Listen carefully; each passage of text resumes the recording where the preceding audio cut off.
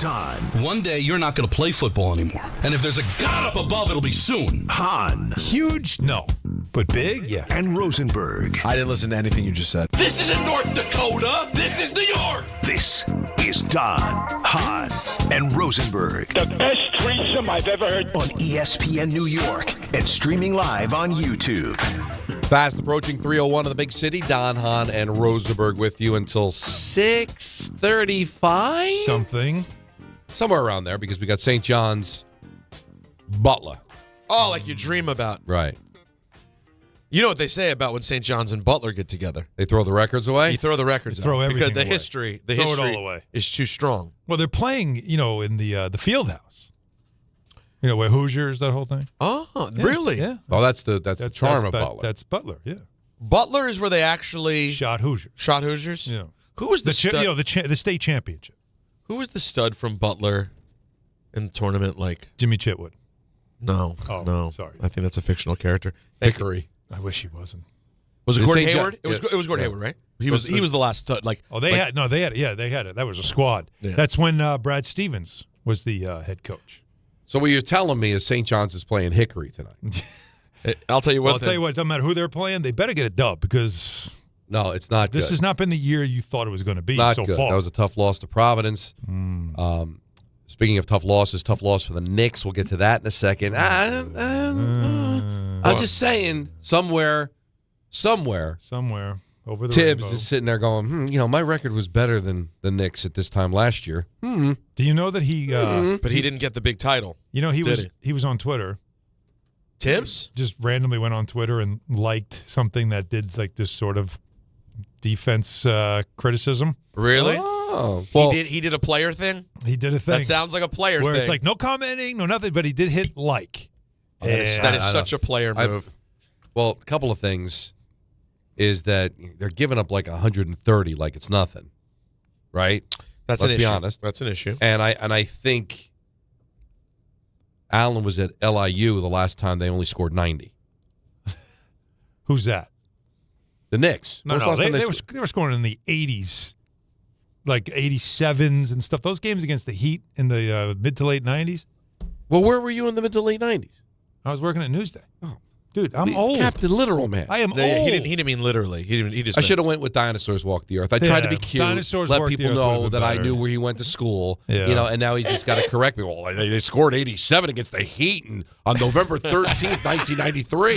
you don't remember? Glenn Robinson had I thought, 17 that night. I thought you said I Big saw dog. something. No, Because I'm I think it's actually like 2 years or something. That's the least amount that they've scored. no doubt. Something like that, And, yeah. and four straight losses, they haven't done that in 2 years. So We'll Not get great, into Bob. it. We'll get into it. I have theories. And I have some frustrations, too, around the stats Right. that Alan was sending the group chat earlier about teams who win the in-season tournament. And No, it's a thing. I didn't really send you stats. I sent you facts. It's different. well, they're the same. when there's only been two of them. 3. Well, this is the third. It's. We'll see what it ends up being. This could be the end of the But- NBA Cup Well, mattering to that's anybody. what I was going to say. The biggest loser in this whole thing Is the NBA. could be the NBA Cup. Now, do I think it's going to go away? I think Adam Silver is, you'd have to get rid of it, pull it from his Cold dead hands, right? But they'll have to change the schedule and all that stuff because something's going on. By the way, with boys, that. happy anniversary. Yeah. Yeah, how do you like that? How do you like them apples? 1 year of this program. Then nobody thought we'd ever get in a year. Well, Well, I mean, my everybody contract thought. said at least Yeah, that. I mean, if you just did I the didn't simple think it. math, No, I it's- It had to get done. Got to be honest with you. I didn't think I'd make it this far. I thought by sure I'd be done, be out. you thought people were going to start being let go? It's just like it's not working. Well, not that there'll be a press release or anything, but the only one that might not have made it to the anniversary was me. Why is that? Because my contract was up on December 31st. Oh, so and you breaking some news here, pal? Well, I'm on the air, so I So did. you're- I did sign a contract. Hey, now let me hold on. So Are you willing to give us the length or terms or anything related to the deal? no terms undisclosed. Undisclosed. Let me put it this way. A lot of Soto deferred money. Is there? Deferred money. Well, no, It's all in an annuity. Well, let me ask you this: Are they showing you? Let me say this. Yes. Are they showing you more confidence than the Giants are currently showing Joe Shane? Wow. Yes. Oh. Okay. Yes. Because you know what? That's interesting. You know why that's interesting? Because I'm up in a year. So we're going to play this game again. Well, there we go. So now you're on the clock. Yeah, I'm on the clock in a year. But it's nice to know that they gave Don more than Joe Shane confidence, because in theory, you'd want to keep the band together and keep this thing rocking. So we're saying, although they may have had enough hang and on. say, So multi-year extension. That sounds can like can we phrase it this way Yeah, in the story, if in the you press want to. release? Multi-year extension. That would be accurate. That would be. But Don, you don't do the interview accurate. because you'll end up saying something at the end that changes what people are talking about from the interview. We're just going to put a statement out. Yeah, just put the statement We're out. not going to make you available. Yeah, you're not available for conversation. It's a multi-year deal, okay?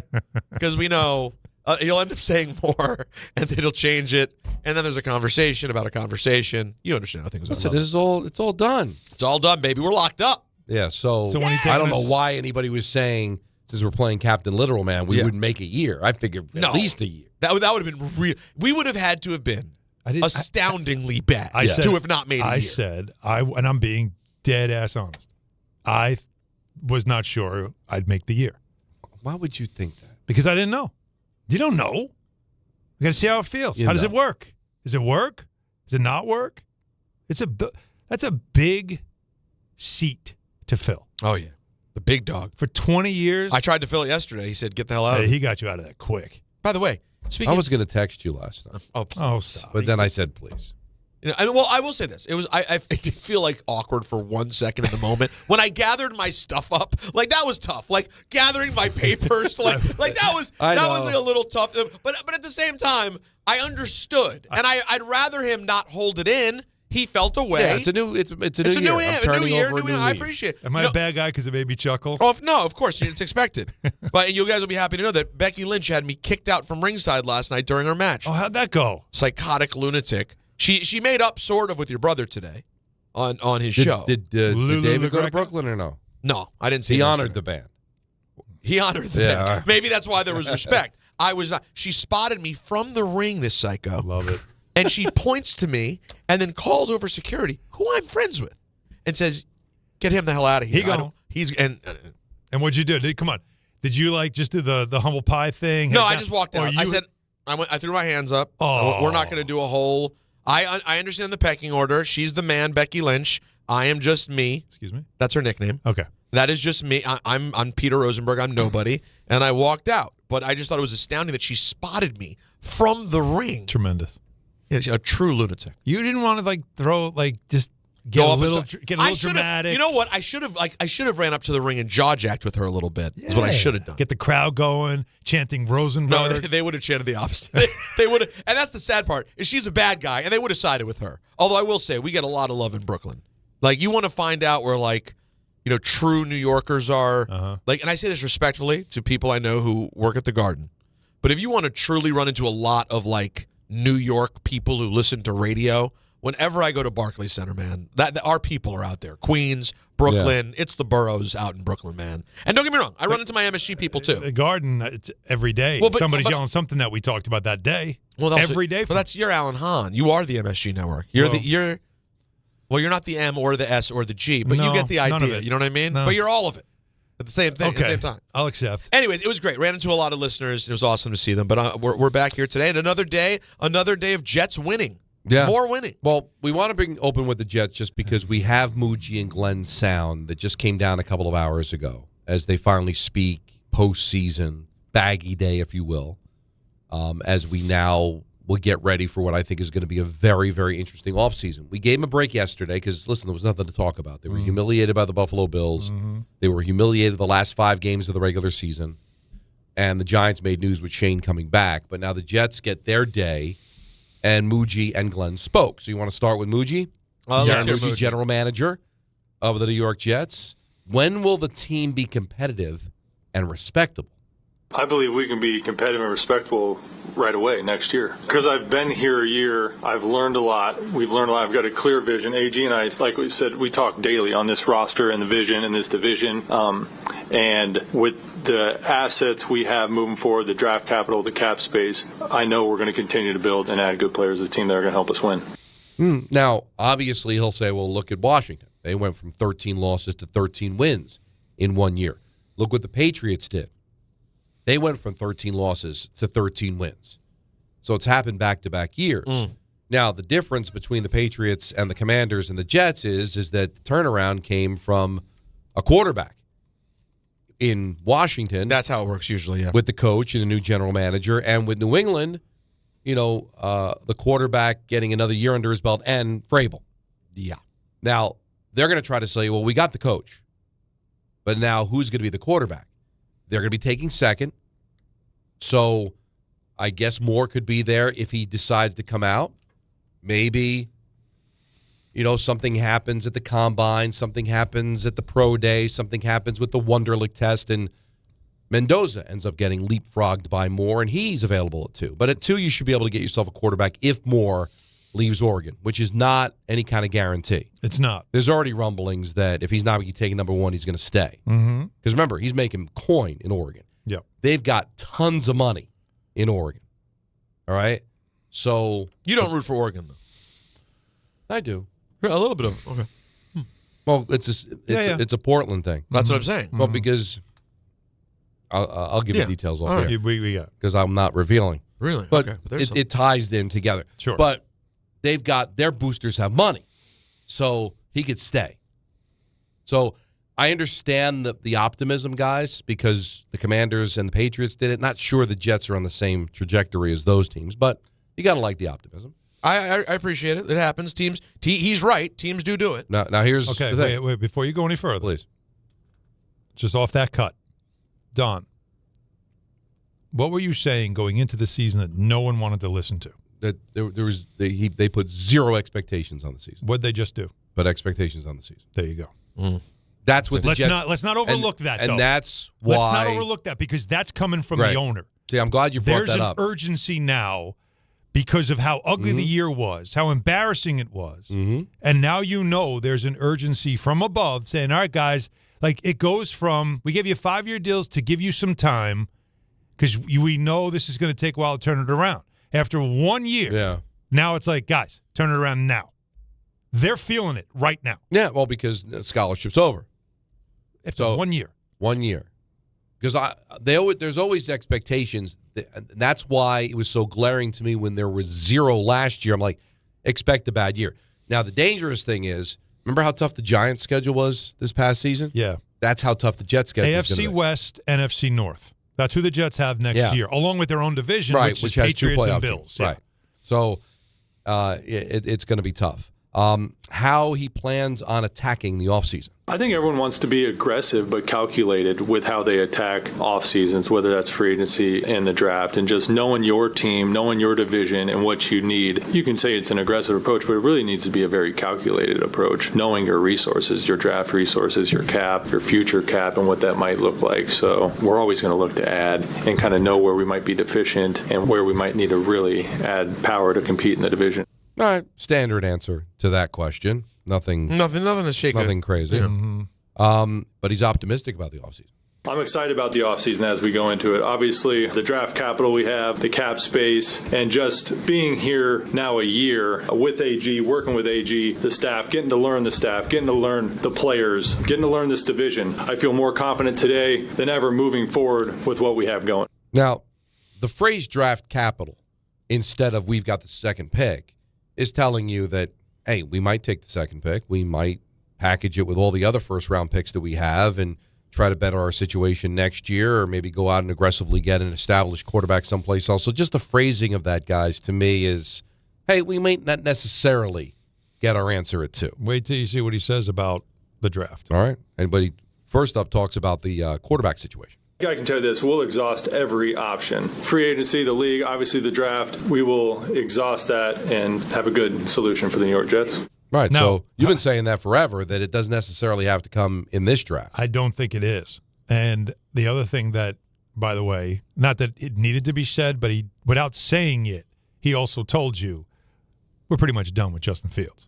Like later on, Glenn Glenn acknowledges that Fields is under contract next year, and that whatever they're doing going forward, decisions made.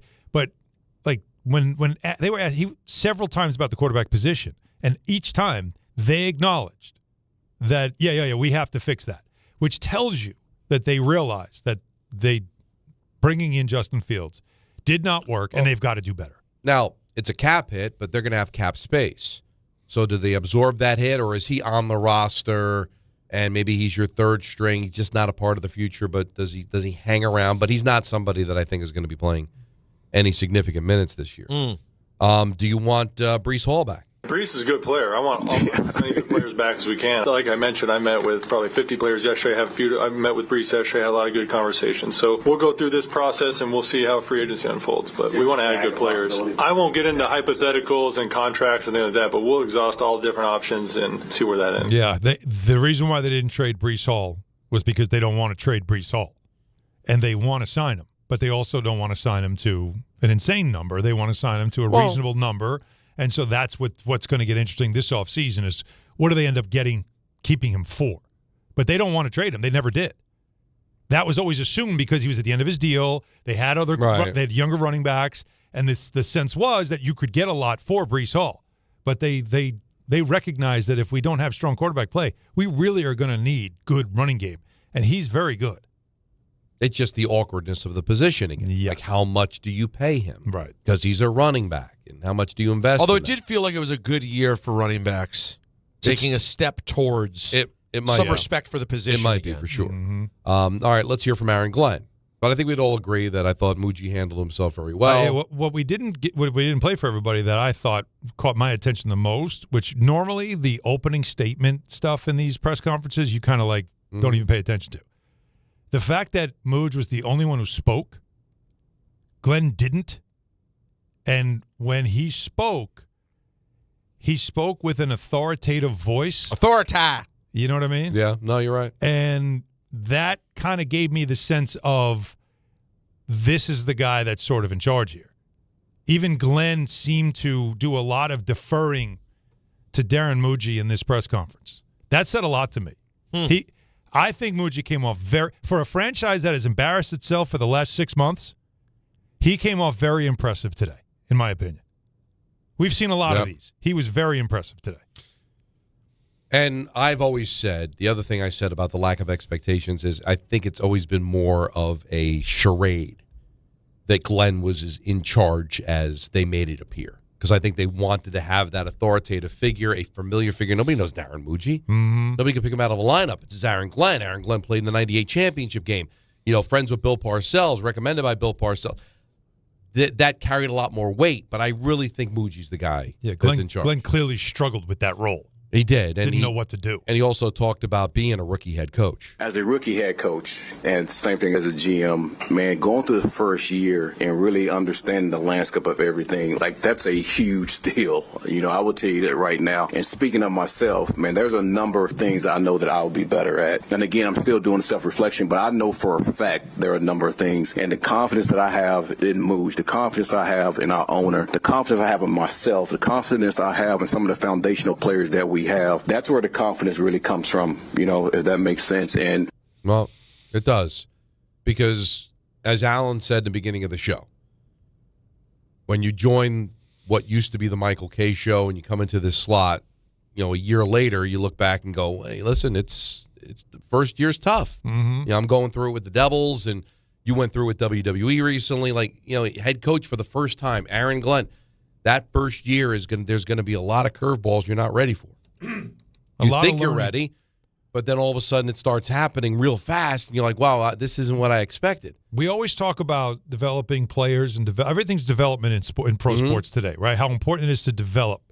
And we really never give young coaches the chance to develop because we put so much on them.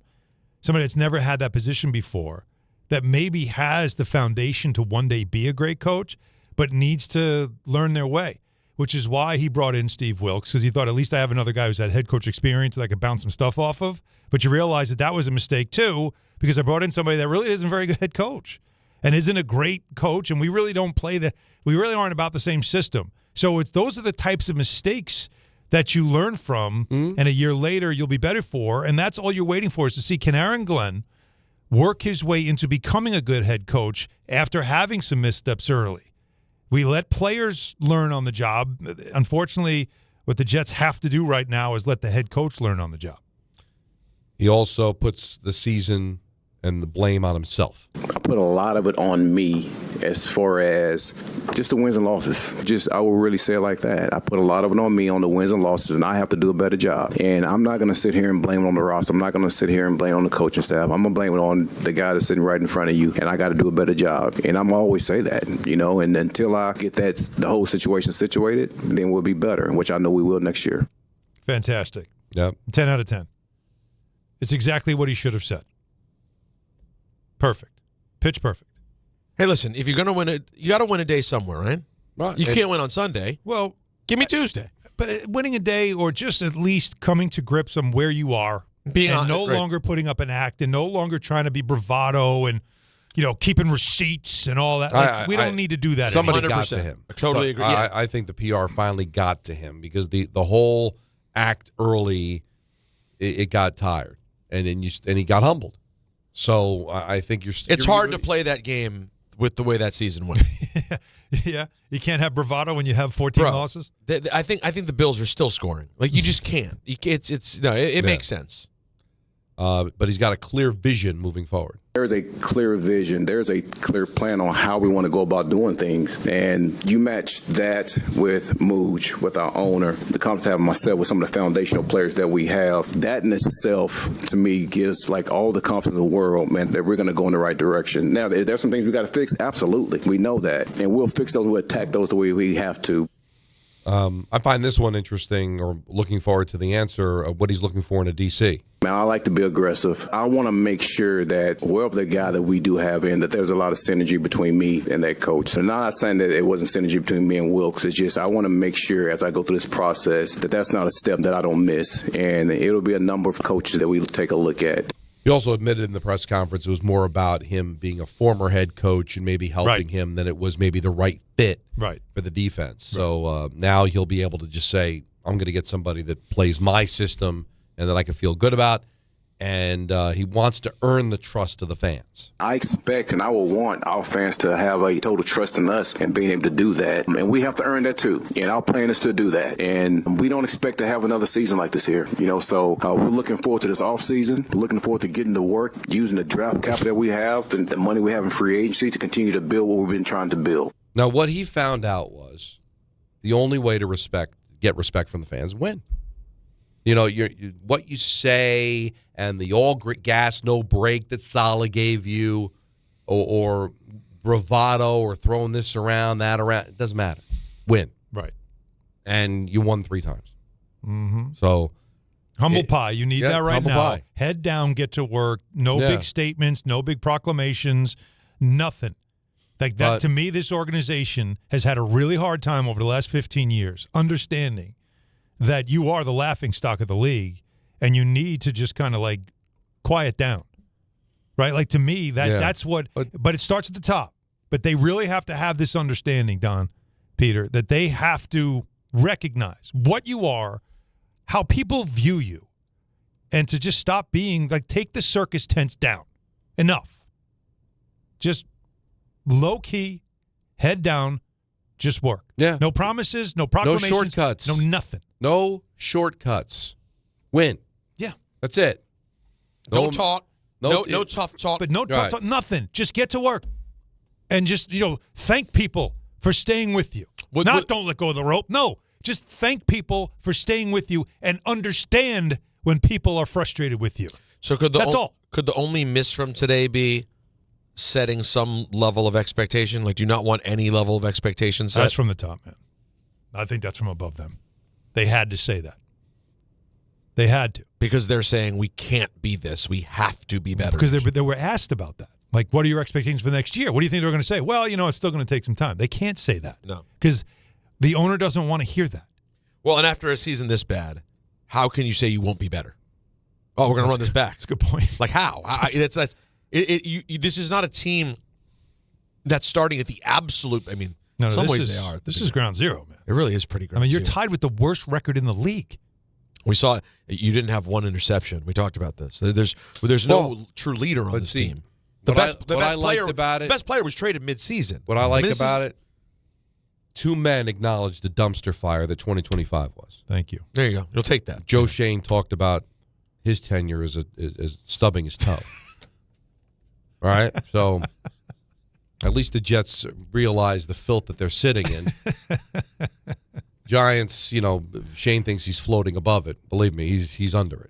1-800-919-3776. Your thoughts on Mougey and Glenn. We'll get into the Knicks a little bit later on. Talk about it Tuesday at 4:30, ENN at 6. It's Don, Hahn, and Rosenberg taking you up until 6:40. Then it's St. John's basketball on ESPN New York. Are you ready to make a difference for the environment while helping the visually impaired at the same time? Then donate your vehicle to Heritage for the Blind today by calling 1-800-983-6530. Every donated vehicle will either be properly recycled in an eco-friendly manner or given a new life through reuse. Donating your vehicle is easy. Simply call 1-800-983-6530 and Heritage for the Blind will do the rest. They'll even arrange for your vehicle to be picked up at no cost to you. And for a limited time, when you donate your car, you'll receive a $200 restaurant voucher and a 2-night, 3-day hotel stay at one of 50 locations. Call 1-800-983-6530 right now to schedule your vehicle donation and make a positive impact on the environment while helping others. Heritage for the Blind, where every car donation counts and every person makes a difference. Call 1-800-983-6530 now. This advertisement is paid for by Heritage for the Blind. Make cancer screening a part of your annual healthcare routine. New York Presbyterian offers a full range of cancer screenings, including lung, cervical, prostate, colorectal, breast, and more. Regular cancer screenings could save your life by detecting cancer at its earliest, most treatable stages. Screenings are available across New York City and Westchester. Learn more at nyp.org/cancer screening. Stay amazing. New York Presbyterian. Listen up, football fans.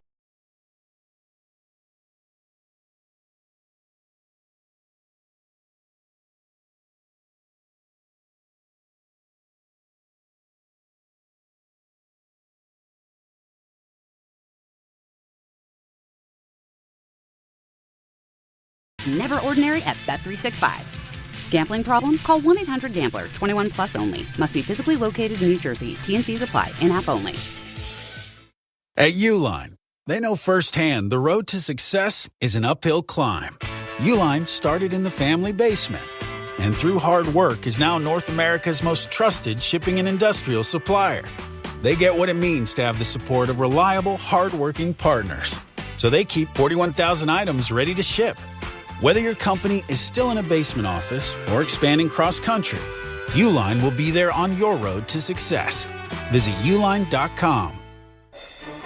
FanDuel is giving all customers a profit boost every college football playoff game day. That means more chances to level up your picks and turn big moments into even bigger wins. Ride with the favorite, take a shot at the underdog, or build a parlay. Then apply your profit boost and go for bigger winnings. FanDuel is the best place to get into all the football action all playoff long. And when you win, you get paid instantly. So visit FanDuel.com/local to get your college playoff profit boost today. FanDuel is giving all customers a profit boost every college football playoff game day. That means more chances to level up your picks and turn big moments into even bigger wins. Ride with the favorite, take a shot at the underdog, or build a parlay. Then apply your profit boost and go for bigger winnings. 21 and over and physically present in New York. Opt-in required. Bonus issued as non-withdrawable profit boost tokens. Restrictions apply, including any token expiration and max wager amount. See terms at sportsbook.fanduel.com. For help with a gambling problem, call 877-8-HOPE-NY or text HOPE-NY 467-369.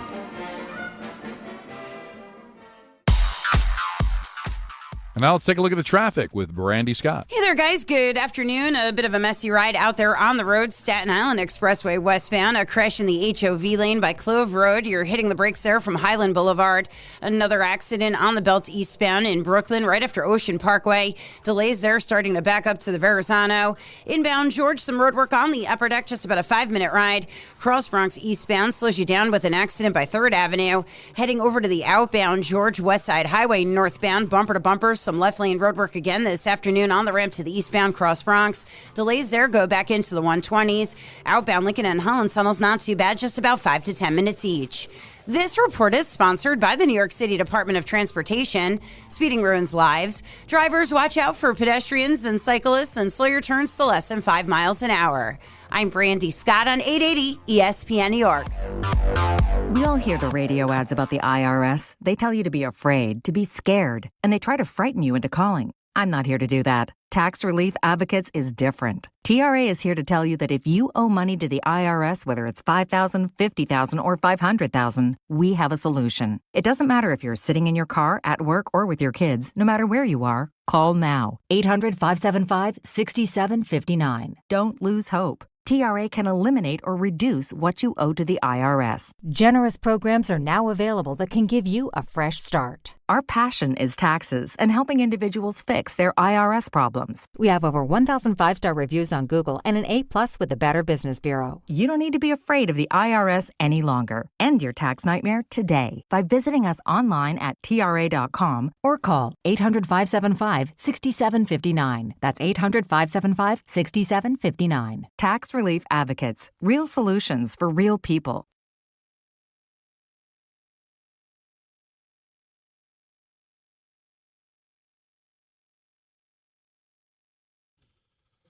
All right, great reaction on the Jets sound. So let's hear from you at 1-800-919-3776. Who do we start with? 6-7. You know, we always leave him on hold for a long time. Let's go to him first today. Why would you say that? Because we do. He knows. Moose in Jamaica. It's weird seeing 16 minutes and not 116 minutes while he's on hold. Listen, I first of all, good afternoon. Hope Hello. everybody's doing well. Happy New Year. Yes. But I want to congratulate you on your year. I'm a loyal listener. So me staying on hold, whether it be 15 seconds or 15 hours, if that's possible, would not matter. Another high pleasing statement. What else is new? Who's better than you? You're a nice man. There's people better than me. I just try to keep up, to be frank. So I'm here to talk about the Giants. So going into the season, you guys remember that we were the youngest team in the NFL according to age or something? Like the bottom three and stuff. So we were relatively inexperienced besides the free agent signings and whatever players coming back. I didn't expect much from this season except to hope to see that we can move the ball forward on offense, protect the quarterback, run the ball, which we did. Our defense struggled, but that was maybe due to Micah McFadden getting injured and certain pieces missing in certain games that we had a chance to win according to our lower talent level than the playoff competition in our schedule. So us going 4-13 was no shock to me. But that being said, yeah. I was just but the problem is that, you know, you had so many games that they could have won. I understand the schedule was tough, Moose. I get it. But you've got the Lions on the ropes, the Packers on the ropes, the Broncos on the Bronco game. Give me a break. So we looked at it and go, oh, you're not going to win a mile high against the Broncos. You're not going to win to Detroit against the Lions. But then you see 10-point lead in the fourth quarter in Detroit. What was it? How many point lead? 30-point lead against the Denver Broncos. Like, you can't just explain it away and go, well, this is what I expected. There's a tough.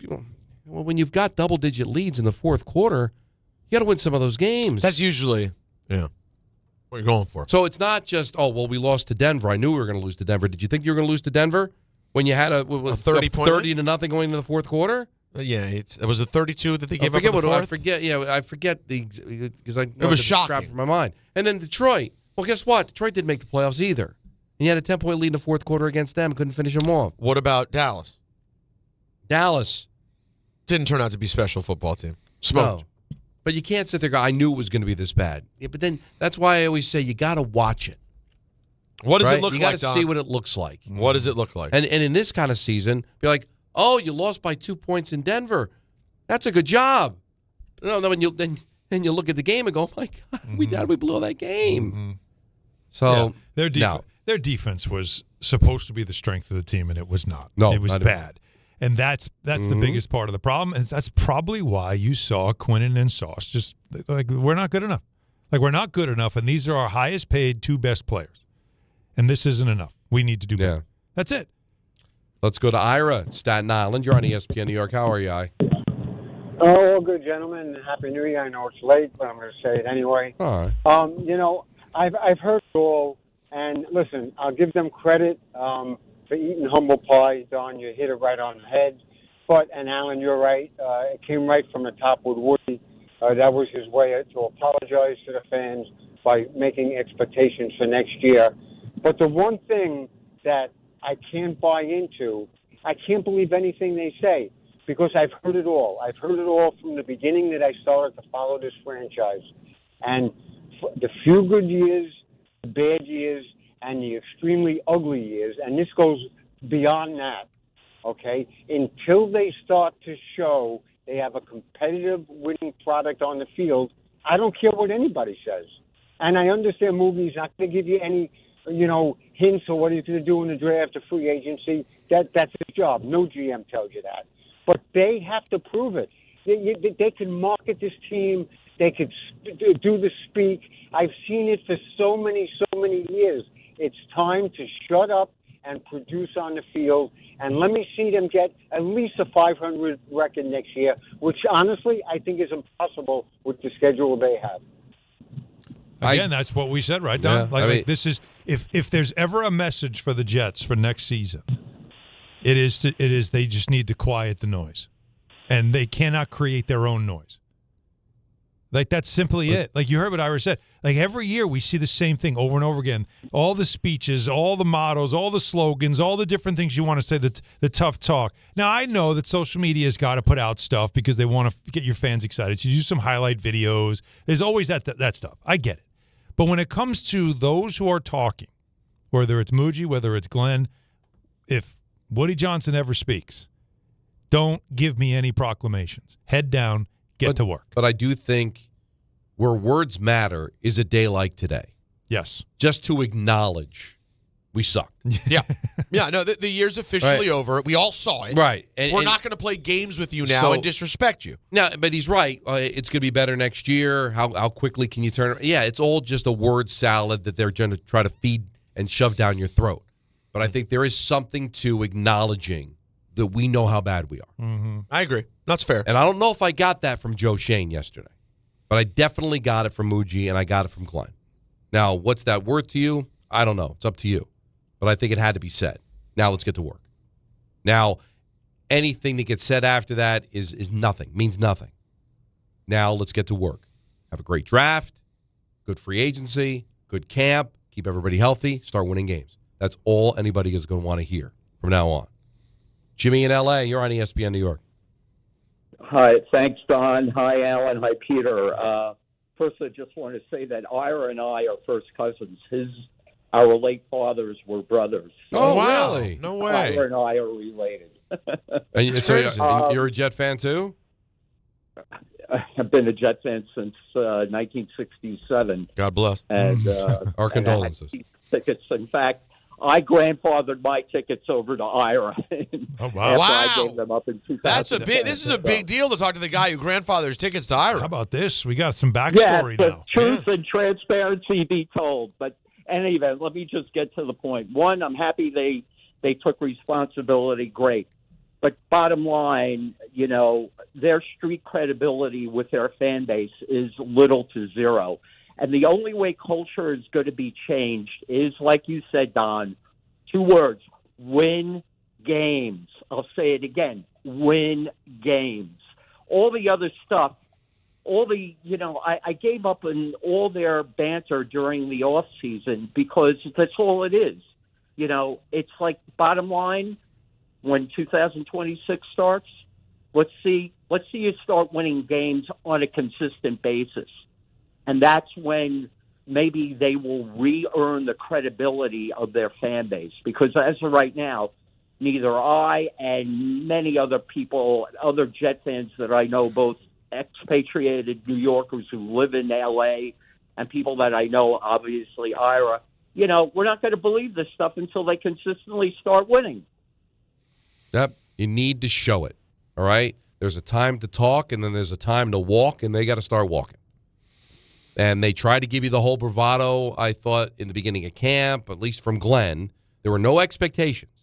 But kind of Glenn came in with a bravado and the way he talked to the media. What we're going to do. This is what we're going to be. And then he found out, no, this job is hard. All right? I'll never say that he didn't respect the job. I think he did. And I think he knew it was going to be hard. And then he found out it's a lot harder than you expected. Especially when you have no talent. And no quarterback. And no words and no catchphrases are going to get everybody going. What's going to get people going is going out there and winning the game. Mm-hmm. And the way the season closed, guys, damn. Yeah. I mean, 5 straight blowouts. Yeah. Hopefully, like a couple of years from now, they'll they'll go back and give us like the origin story of the first season. And it's like, oh, those last 5, man, we did all we could to tank those games. Well, that's we're what not you got to hope, trying right? to win. That's what you have to Because hope. it looked like it. Because if you really tried to win those games and failed that miserably, then there's an issue. It's a bigger problem than you thought. And we're not going to know the answer to that for quite a while. Let's go to Mike in Hawthorne. Always a pleasure to talk to him. You're on ESPN New York. What's up, Mike? Hey, guys. How are you? Happy New Year, and congrats on everything. And thanks, buddy. First, congratulations on the whoever hired the your competition in the afternoon. That couldn't have been a worse hire. So you guys' ratings are going to go through the roof. Wow. Those guys are horrific. We don't even have ratings. But your point, we don't really have ratings. But So your when point, everybody says, your point remains though. But whenever it's said like, "Oh, that's you keep beating that state," no, you're not. Like, how do you know?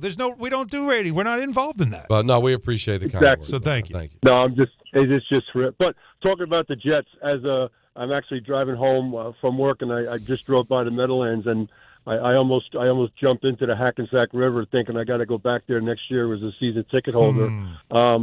It's just what bothers me more than anything. I think I spoke to Don about it, or maybe Alan, is I just got a thing in the mail on an email last night saying thank you very much for your first payment for next year. It's an automatic deduction of X amount of dollars because I have it on a 11-month plan or whatever. Right. And I called the young man that I've been dealing with for a couple of years. I say, look, what's going on? How in God's name could you guys, in good conscience, as a business owner, have an unbelievable? It's like a restaurant having a crappy steak for 15 years, and every year the steak goes up 4 or 5%. And I don't understand. And again, it's not him. He says he took 1,000 of those calls.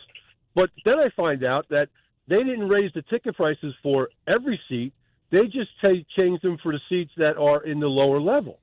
I said, look, just because I'm in the lower level doesn't mean that you think I can afford a raise.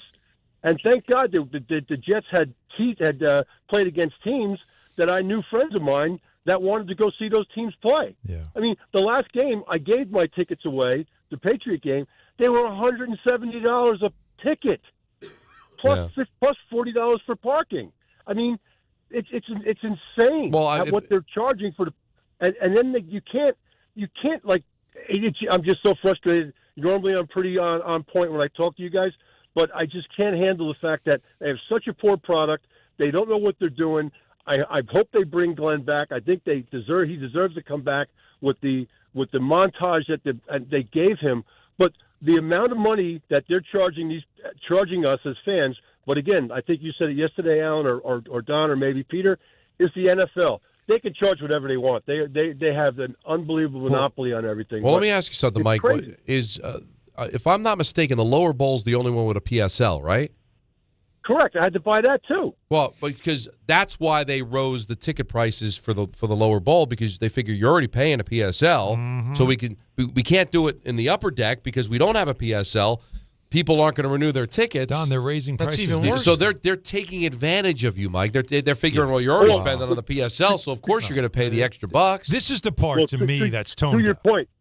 Let me go ahead. Go ahead, Mike. Finish it. No, but to your point, Don, when I got these tickets through a miscommunication with my father-in-law, and somehow I got the tickets. So I said, okay, I'll take them. And then they talked me into the PSL saying, listen, we have Sanchez and we go into the A's. I go, look, this is a lot of money. This is a lot of money. I don't make a lot of money. I do the best I can. And all of a sudden you're talking about 2 PSLs, and they're telling me that like it's the golden goose or something. Who the heck wants those tickets? Well, you know, Mike, you gave Apparently the analogy, and then thank you for the call, Mike, about the place that has a bad steak. Well, if there's still a line around the block to get the steak, they're going to keep raising the prices. Yeah.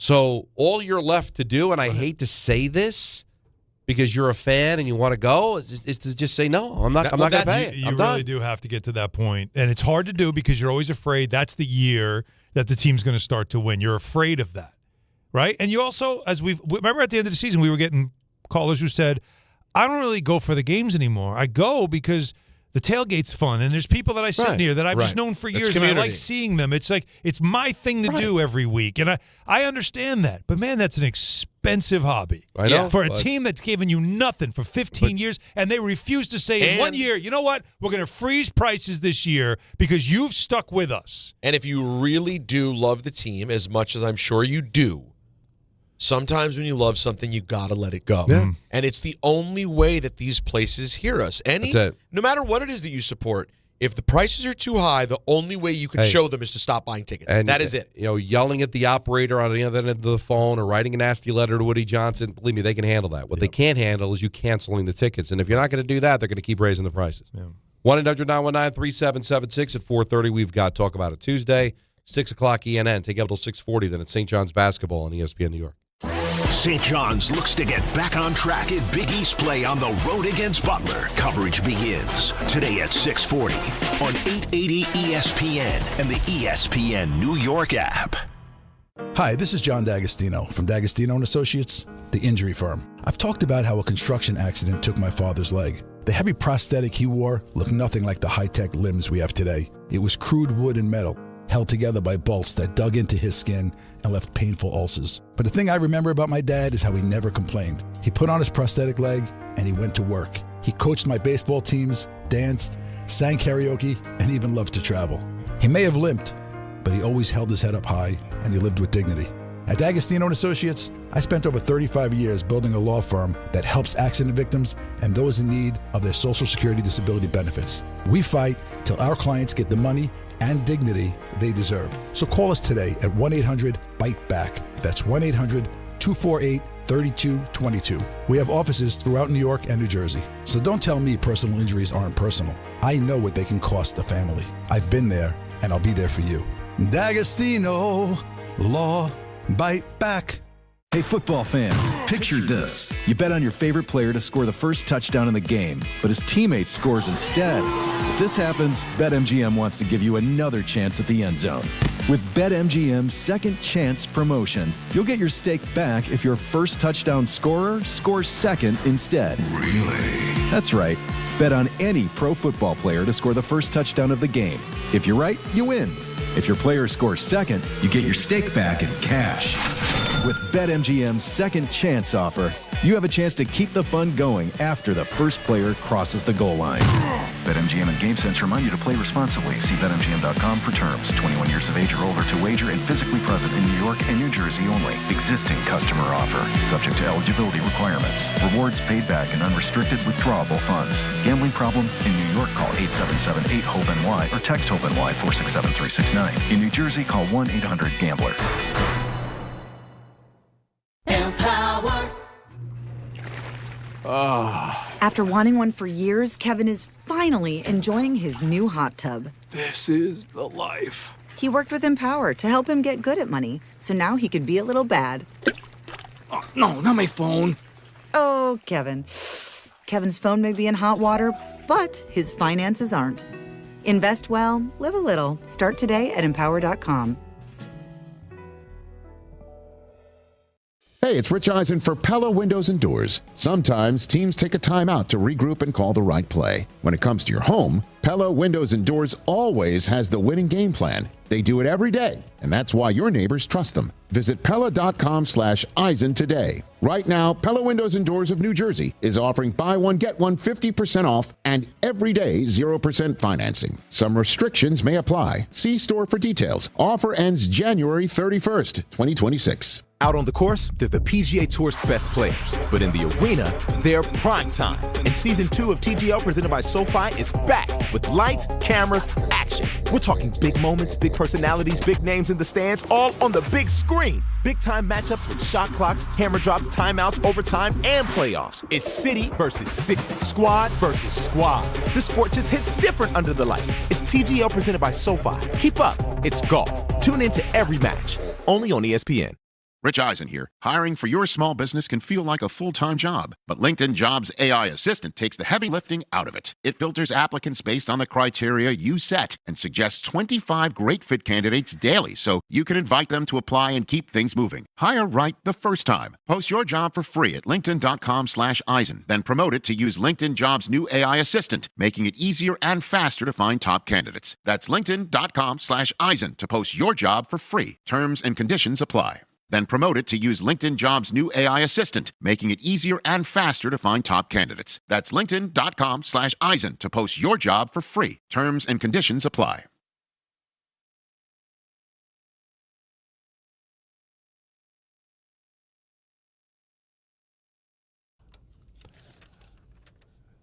Hey, guys, you know when a trophy's raised, it can feel like the season is now over. But on the ESPN app, it really never is. You know why? Because with more than 47,000 live events, plus originals, highlights, coverage from every corner of the sports world, there's always something to dive into. You know what I'm going to be diving into tonight, Donnie? Isles Devils, ESPN Plus tonight. Matthew Schaefer, under the weather, is playing, however. Everybody's under the weather. Right now, everybody's got the flu. But it's good news. He's fun to watch. So you definitely, if you have no reason to watch because of him. Everybody's talking about him now. So that's on ESPN Plus tonight. No offseason, just everything a fan needs to keep going. Always in season. Get all of ESPN all in one place. Download the ESPN app on your TV or your phone right now, today. All right, let's dive back into the phones. 1-800-919-3776. Vinny, Staten Island, you're on ESPN New York. What's up, guys? I want to pose 5 questions to you. All right. I'm just sick of the thinking that these GMs have. They don't have no foresight for nothing. Okay, you get Kirk Cousins. Does that make you a better team next year? No. Well, better than you were. Your quarterback play Does that give you a a stable quarterback? Does that give you yes or no? Not quite stable anymore. Okay. No. Okay. Doesn't give you a better stable quarterback than Justin Fields. Okay. Well, Number 2. I mean, slightly negligible. It's a minor upgrade. If you gave me Kirk Cousins 3 years ago, huge upgrade, but that's not where we are anymore. Okay. Yeah. Okay. You hire Kyle. You get Kyle Pitts in free agency. Does that make you better? Does that give you a top-rate tight end? I think Kyle Pitts would be helpful. Yeah. Yes.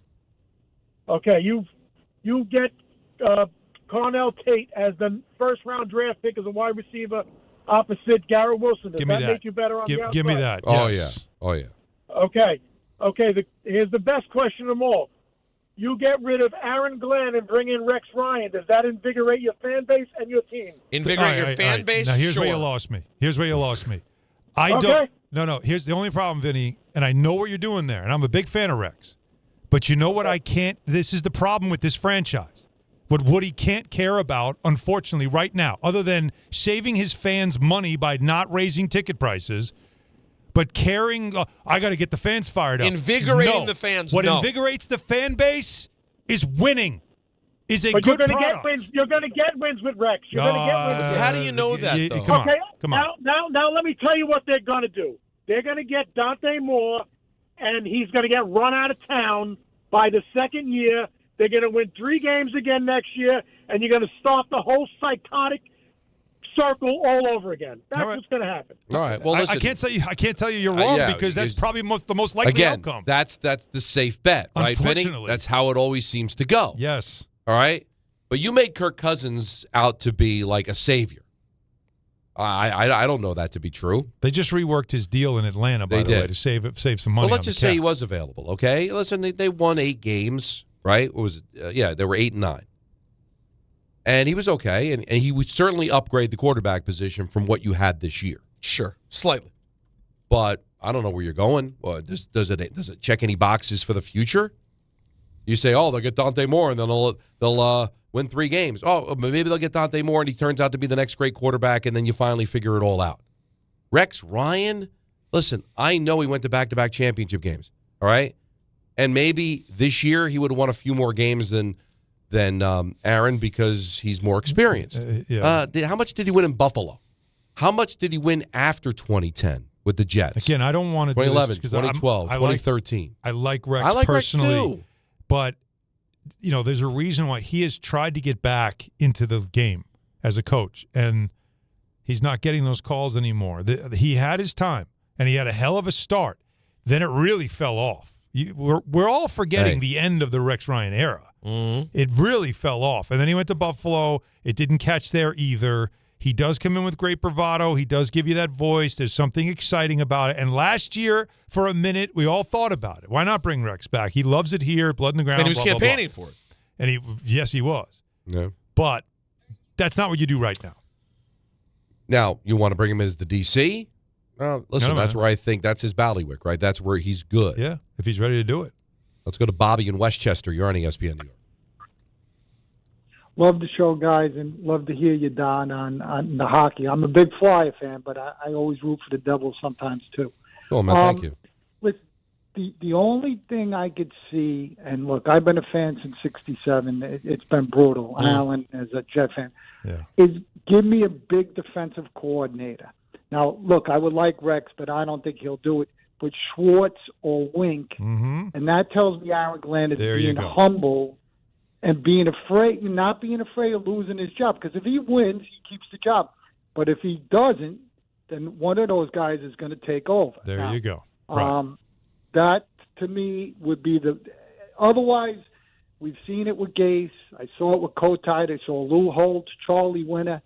So that will change it. And then, look, we could go with a quarterback. And I even think Dable possibly to be a quarterback's coach or something if he would do it to help Tanner, because he's newer. I like Tanner, but Thanks, listen, love the show, and I want to hear your opinion. All right, thank you, Bobby. Yeah, because it's all about the coordinators, right? That's what's really going to help. And Engstrand's very young. Yeah. He came out. So any help he can get. Worked with Ben Johnson in Detroit, but I think he was down a peg. But so he was elevated to an OC position that who knows if he was ready for it also. But yeah, one thing they also talked about when it comes to quarterbacks is finding other ways to help quarterbacks and develop quarterbacks and all that stuff. And they said it has nothing to do with who we have on staff now, but could we get more people in? And that sounds to me like quarterbacks coach, like somebody with real experience. Remember, when they drafted Zach Wilson, I just can't think of his name right now, but he had that tragic accident. Yes. Where he everyone expected a bike accident, yeah. He was supposed to be the mentor, and then they didn't have him. And so, that was their plan, and that plan obviously was gone awry. That's something I think they're probably thinking about for this year, this coming Greg year. Knapp, right? Yeah, that's it. Yeah, Greg Knapp. So they need something like that, an experienced coach who can just work with quarterbacks and develop quarterbacks. Let's get into the Knicks. It's been a tough week for the Knicks and a really bad night last night. We'll continue on with the calls with the football, too. Sure. Talk about it Tuesday at 4:30, ENN at 6, take Evel to 6:40. Then it's St. John's basketball on ESPN New York.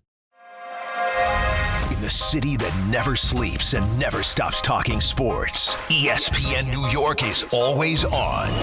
Now you can live and breathe everything New York sports wherever you are.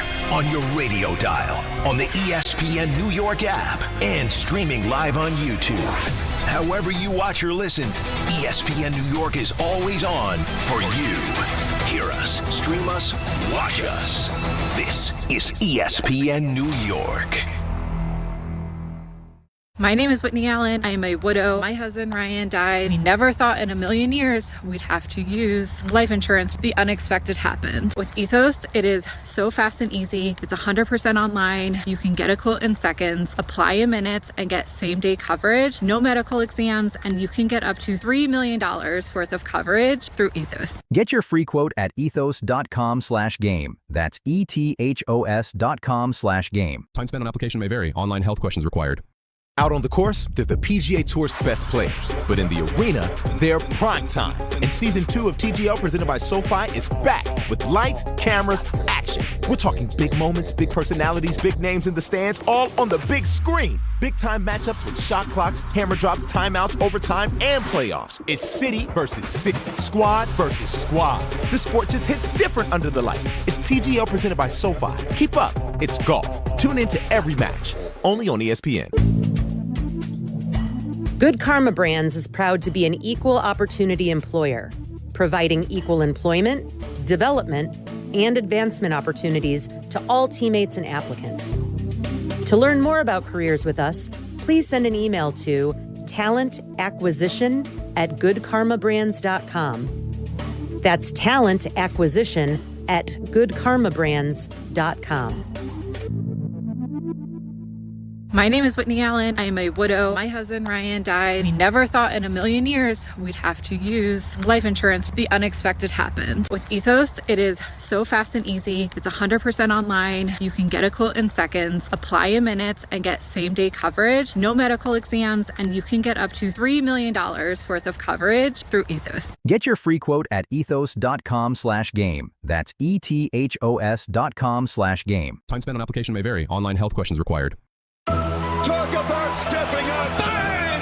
Bang! It's time to level up your game. Introducing the all-new ESPN app. All of ESPN, all in one place. Your home for the most live sports and the best championship moments. The electricity is palpable. Step up your game with no annual contract required. It's the ultimate fan experience. Level up for more on the ESPN app or at stream.espn.com. Sign up now. Hey, this is Jalen Brunson. Jalen Brunson for three. And this is your home for New York Knicks basketball. This is 880 ESPN. WHSQ and WCBS FM HD2, New York.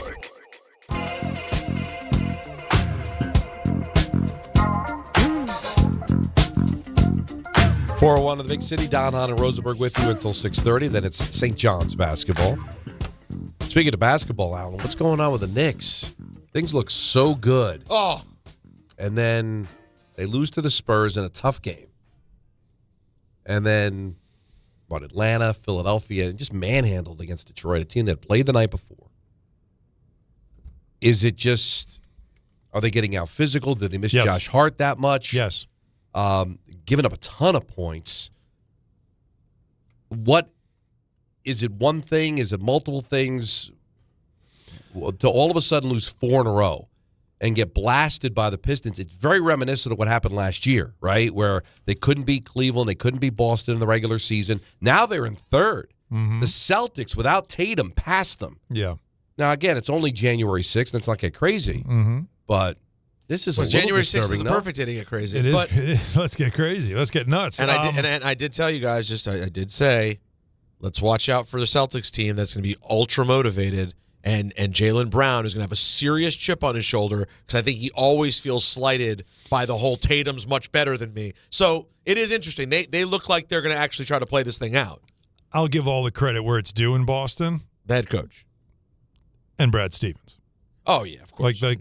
Stevens and Missoula are, I mean, outside of OKC, might be the best front office head coach combination. The synergy, everything about what they do up Even there. the little moves this offseason that people you don't even know, you're like, all of a sudden everything gels just right. And development of players. Yeah. And then Jaylen Brown, he's just a true stud. Well, and Brown he's Richard Petty. He's the king of Petty. Oh. Like he just is a guy that takes everything personal, like not winning player of the month in December and then dropping 50 the next day. Yeah. Like he's that guy.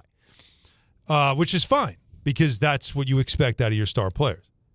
This was something that we saw coming.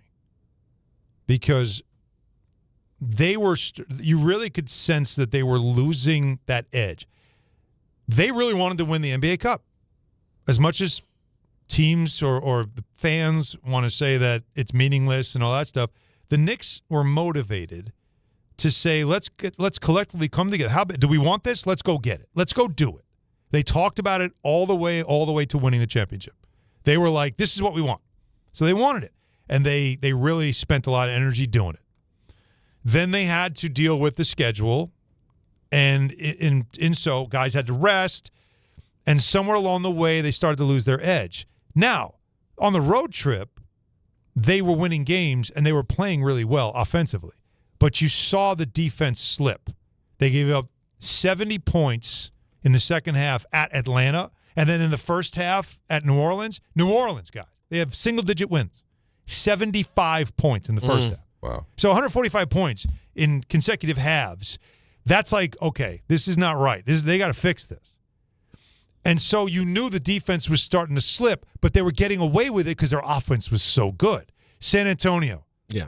They put up 132. I called the whole trip. So I'm courtside, I'm watching it, and I'm like, they're running up and down the floor. They're up 19 early. They're up going into the fourth quarter. They were getting after it. They were running hard. And I made comment on the call with Mike Breen. I said, they are playing hard. This is the last game of a trip. It's New Year's Eve.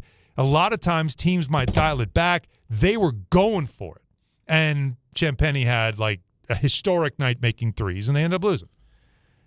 But I felt like, all right, they just got to tighten it up, but they're getting away with it. The Atlanta game was an Atlanta team that didn't have to play with Trae Young, and they were out to prove that we don't need this guy. And they did. They were phenomenal defensively in that game. It's a week since they played the Knicks. Their home crowd was chanting defense when the Hawks had the ball. So they had a little bit of a chip going into that game. And you could see it. They wanted that game. It was very competitive. But they also, I think, wanted to prove something without Trae Young. And now the Trae Young rumors are out there that the Hawks and Trae Young are now discussing moving on. Because they think they're better without him. In fact, I'm sorry. I can tell you that they know they're better without him. So now, crazy. Now in a back-to-back, you're playing a Sixer team. The Sixers were finally healthy. Embiid, Paul George, that great backcourt they have now with Maxey and Edgecombe, which, by the way, next 10 years, they're going to be a problem. The Knicks had a target on their back. Everybody wanted a piece of them. And the Knicks was sort of like, they were almost punch drunk at that point. Like another team coming at you. Like they just not letting you breathe. And so it just started to unravel in these games. And what'd you think, Detroit? You heard Cade Cunningham after the game, right? Hell yeah, we wanted this game, right? We had this circle. Yeah. We wanted this game. And so that's a third team in a row now. They were salivating to play you. And you're just trying to catch your breath with a defense that probably needs a week's worth of practice to fix. And the last thing I'll say is a big man, an all-star, who's just having a hard time this year, and he just can't be consistent, and his only explanation is, it's the system. I don't know what I'm doing. Come on. I don't like the way I'm playing. We're 36 games in. It's an excuse that he keeps leaning on rather than having some accountability about the way he's playing. So last night, to me, was a culmination of a week's worth of you have a target on your back, everybody's coming for you, and you're also running out of gas. The post-cup thing is a real thing, but it's also, to me, just something that was not – this isn't new. This was starting to unravel. It's just now being exposed in the worst way. And last night was really exposed by a team that was out to embarrass the Knicks in Detroit because the Knicks won all 3 playoff games in that building. And they wanted to put that in the past as fast as they could. So they got to get right. And they have no time to do it because they just don't have any days off. Today, they come back. They have a little bit of a practice day. They got to play tomorrow against a Clipper team that's gotten a lot better. Then you know what they do on Thursday? Fly to the West Coast. And they got a West Coast trip. They don't have any time. So they're paying for wanting to win the NBA Cup. And it's all starting to be exposed right now. They got to get it right. But they're way better than they're playing right now. Let me ask you this. You called the game, the San Antonio game. Yeah. Is Champagnie literally the first player ever to shoot every field goal as a three-pointer with like more than a certain amount of shots? He was 11 for 17 from the floor and from 3. Yes. Wow. All he took was threes. Only 3, 17 shots. Even the free throws that he had, 3 for 3 from the line. Yeah. Every single. Has that ever happened? No. That's a crazy So it's the most line. Points scored by only shooting three-pointers. Yeah. That's a wild stat. He broke a previous record. I think it was actually Klay Thompson. Who was it? Was it Chuck Person? No, that's perfect. Something like that. That the sounds rifleman. right. The rifleman. So, anyways. Yeah. No. Must be strange poll, sorry. Strange polls. Yeah. It's too early for hits from the bong. Yeah, we're not although, yet. Can I just say something? Champagnie, by the way, from Brooklyn. If you're of a certain St. John's guy. If you're of a certain age, Chuck Person's not even a strange poll. Yeah, most people would know who Chuck Person is. But to a lot of people. Like Don, to you, is he a strange I poll? know it is. No. All right. But I guess for the youngsters. But that, and he was, what only frustrated you was, why are you leaving him open? Like, at some point, somebody on the team should have been like, all right, I'm guarding him 4-on-4. You guys deal with that. I'm not leaving this guy's side. But they didn't do that, which we have seen before. So Mike Brown's got a lot of work to do, and he doesn't have a lot of time to do it right now. And so this team's right now feeling the first real drama moment of the season. But you bring up the NBA Cup. And if this season gets derailed and the theme of it's going to be that they regret going for the NBA Cup, expending so much energy to win that, that's not going to be good for the future of the NBA Cup. Nobody's going to want it. I'll tell you what, Don, I wouldn't be surprised if next season a lot of teams silently were like, let's get to the quarterfinal because at least we get like $100,000 out of that. Right. And then we're not winning that game. We don't want to win that game. Right? No, exactly. I would not be surprised because of the result. The Bucks, the Lakers, and now the Knicks. First 10 games out, always under 500. It's going to be the death real. Now, it's not an excuse. It's real, but I am not excusing the Knicks. I am looking at it, like I said, I'm looking at Towns and a guy who I think I said it in the broadcast against the Sixers. I said he's got to get his head right because early second quarter minutes for him, he's the man in the offense because Brunson goes to the bench. That's his time to cook. And they have been negative minutes in the last couple of games because his head's not right. Well, and that's a major problem they got to fix. That is a big problem. And if they can't get that right, then they have real issues. They were winning, and he was having good games once in a while, but I was waiting, and I always said, if he gets right, they could be really scary. But when he's not right, and then he's not playing defense, and then the defense is breaking down, Anunoby hasn't been good either, and I don't know what's going on with him, but he has not been good either. So they've got a problem. And Brunson had his worst game I've ever seen him play last night, and that was all because the Pistons were like, you're not beating us. Worst game you've ever seen him play? Yeah. They made it clear. Somebody else going to beat us, not you. He had 0 assists for the first time as a Knick with 6 turnovers. 25 points. And now it's making the rounds. They've got they had one more win than they did last year. One more win last year than they did so far this year. That's real. So it's like, now, is that counting the cup? Because technically, even though it doesn't count. I don't know. I just saw that record is better. Yeah. Last year at this time, then. But they got to get right. But I refuse. Alan pointed out that and you guys have been discussing it. Teams' records this last few years after the cup. I believe it, but man, it sounds so soft, Don. Like it really adds that much. When he described the schedule, you're not practicing. You're playing every other day, and they've had 2 road trips. And then now they're going to go out west again. And that'll be a third road trip. How many more games have they played than teams that did nothing? Oh, no. I don't know if there's that dramatic of a difference, to be honest with you. I don't know that. I'm just saying since that day in Vegas, the night in Vegas, they have been. Why would that send someone every through other day? such Every other day. But think about it, Peter. I don't know. They had to go to Vegas. Then they had to go to Indiana. So you play the championship, the 2 games in Vegas. You beat the Spurs in Vegas on a Tuesday. You're in Indiana on a Thursday. If you remember that game in Indiana, they won on a last-second shot from Brunson. The Pacers were a shell from an injury standpoint. Mm-hmm. The Knicks won a last-second shot. Well, it's forgiven. And you've been basically playing every other day. So I understand it's a first-world problem. How about this? In the top 8 in the East, there's one team that's played less games than them. Everyone else is the same or more. Pistons have played 36, Celtics 35, Knicks 36, Raptors 37. The Sixers are 34, but Magic 36, Heat 36. They're all playing 36 games. But you're looking at it's one little trip the in the number, but it's a little trip. It's a trip to Vegas. And we know Vegas trips are tiring, but you still get it done. They were trying to win it. So now all of a sudden it becomes like a playoff game. Remember, this is a league where you've got load management. But you hear what you're saying out loud? I'm just saying. But what an indictment of the league. And you not believe this? They wanted to win. And that's what we expected. In hockey, it's expected 80 nights a year you want to win. I get it. But we're not talking about the NHL. No, we're not. I mean, that's listen, I got to be honest with you. I'm defending Allen, but it's a basketball thing because it's not a hockey thing. Why Allen won't defend it? Because the NHL is the same thing. They've got a condensed schedule because of the Olympics.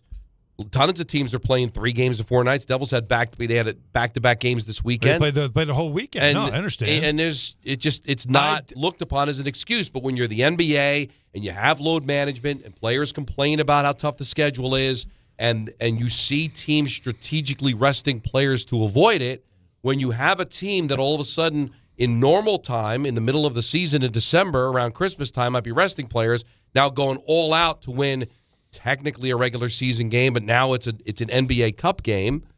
Hey, it could put you at a disadvantage when you're now playing teams that weren't stressed, that didn't travel as much. I get it. It just sounds remarkably soft. I don't think you're wrong, Peter. I don't think you're wrong. I think it's a label that was put on this team last year.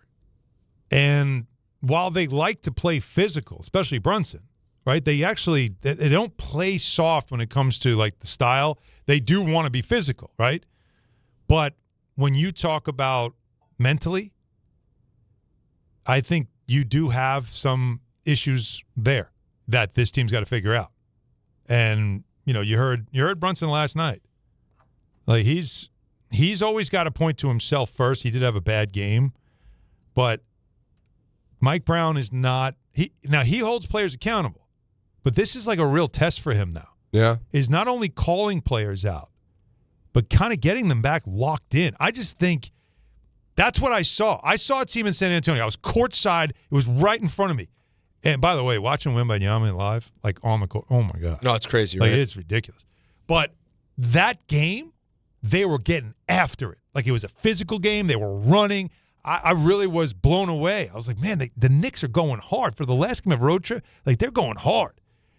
And then the 2 games at home over the weekend, Friday, Saturday, I think there was one time there was a steal, and I'm like, who's getting back? Which team wants it more? Yeah. And that really and that was about the Knicks not running as hard. And so you showed me that you can play hard and run hard. And now these last couple of games, I don't see that same effort. It can't just be they don't want to play hard. Something else going on. Yeah. Listen, Mike Brown's got to handle this. And this is his first real tough moment, first piece of drama that he has to deal with. Let's go to Manny in Flushing. You're on ESPN New York. What's up, Manny? Hey, guys. Happy New Year, by the way. You too. Listen, I appreciate Alan's perspective of this. Listen, I've been saying this with my pops. It's just not like the Knicks are not playing hard. They are playing hard. They just don't play smart. Meaning, like, they can't even defend the 3, and they can't even, like, defend like, in the perimeter. I mean, like prior to this industry, they were good at defending the paint, all that stuff. But in recent weeks, it's like we're getting everybody scoring. That's like for no damn reason. Like, I mean, you look at the last few games, we pretty much outscored by some great guards from the Maxeys, the Edgecombs, and recently the Cunninghams.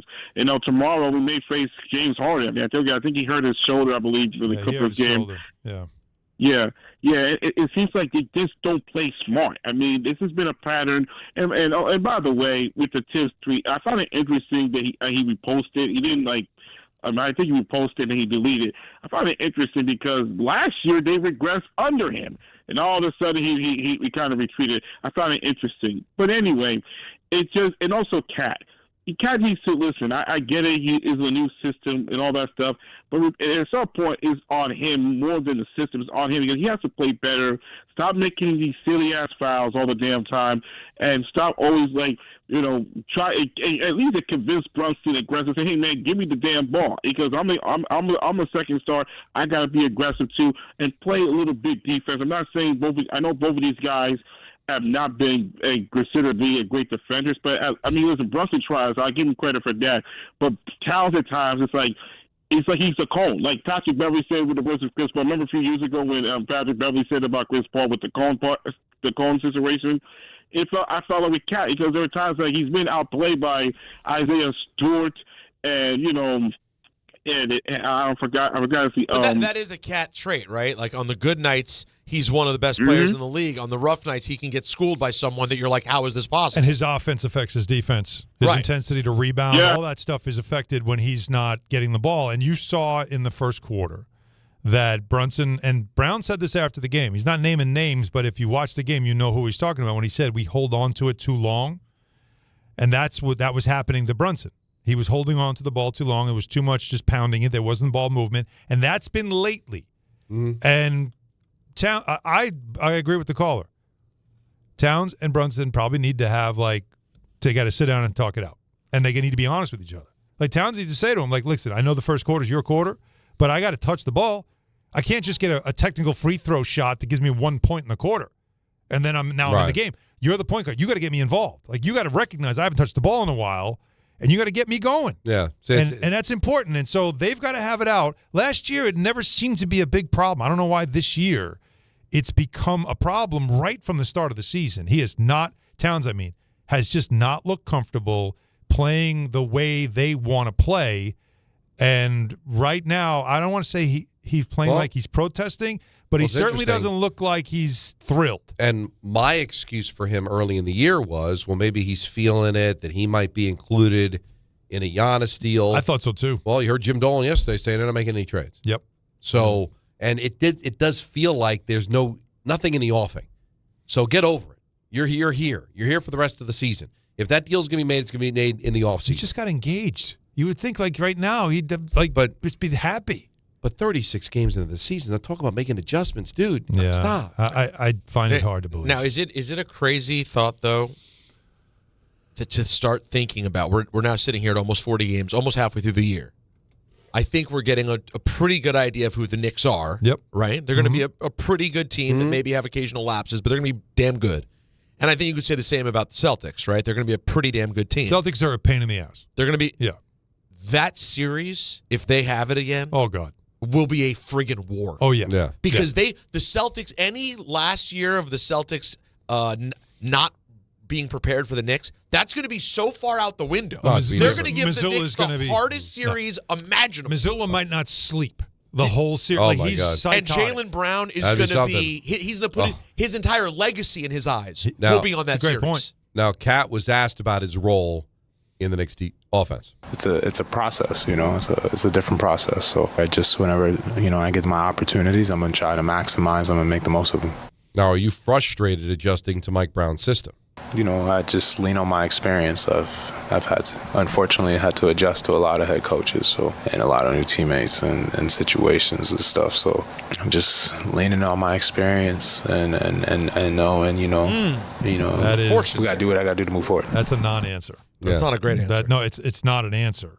Like, just he's not really telling you what he thinks. He's just giving an answer. He's being polite to the media, but that's not an answer. No. It's not the right answer, that's for sure. Well, Game Time is brought to you by Tullamore Dew Irish Whiskey, because when it's game time. It's Tully time. It's Tully time. I thought we were doing that in 2026. We were going to. Yeah, kind of. Yeah. Well, that wasn't the big one. That wasn't the big one. That's not your fault. I was looking at Peter. Wow. Oh, it was me. You didn't know it was you, did you? No, I wasn't saying that you did anything wrong. I'm just saying I thought we were We said it, though. We thought a lot of things. So, I see what you're saying. We'll have to have a meeting. St. John's hits the road against Butler with coverage immediately following us on 880 at 640. And the Devils and Islanders will square off at UBS at 7:30. Tullamore Dew, the original triple distilled, triple blended, and triple cast matured Irish whiskey. Be sure to grab a Tullamore Dew or try the new Tullamore Dew Honey during today's action. Glasses up to enjoying Tullamore Dew responsibly. That Islanders-Devils game will be on ESPN+. So get your app ready. Get your app ready. Get your act together. Or it's your app. Or it's your app.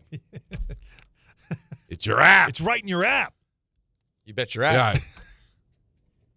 If it was up your app, you'd know. So we've got calls to get to. For the people that know, they know. But we've got Talk About It Tuesday coming up next down on the Rosenberg, ESPN New York. St. John's looks to get back on track at Big East play on the road against Butler. Coverage begins today at 6:40 on 880 ESPN and the ESPN New York app. Progressive presents the Passionate Sports Fan Checklist. Signed jersey of your favorite bench warmer? Check.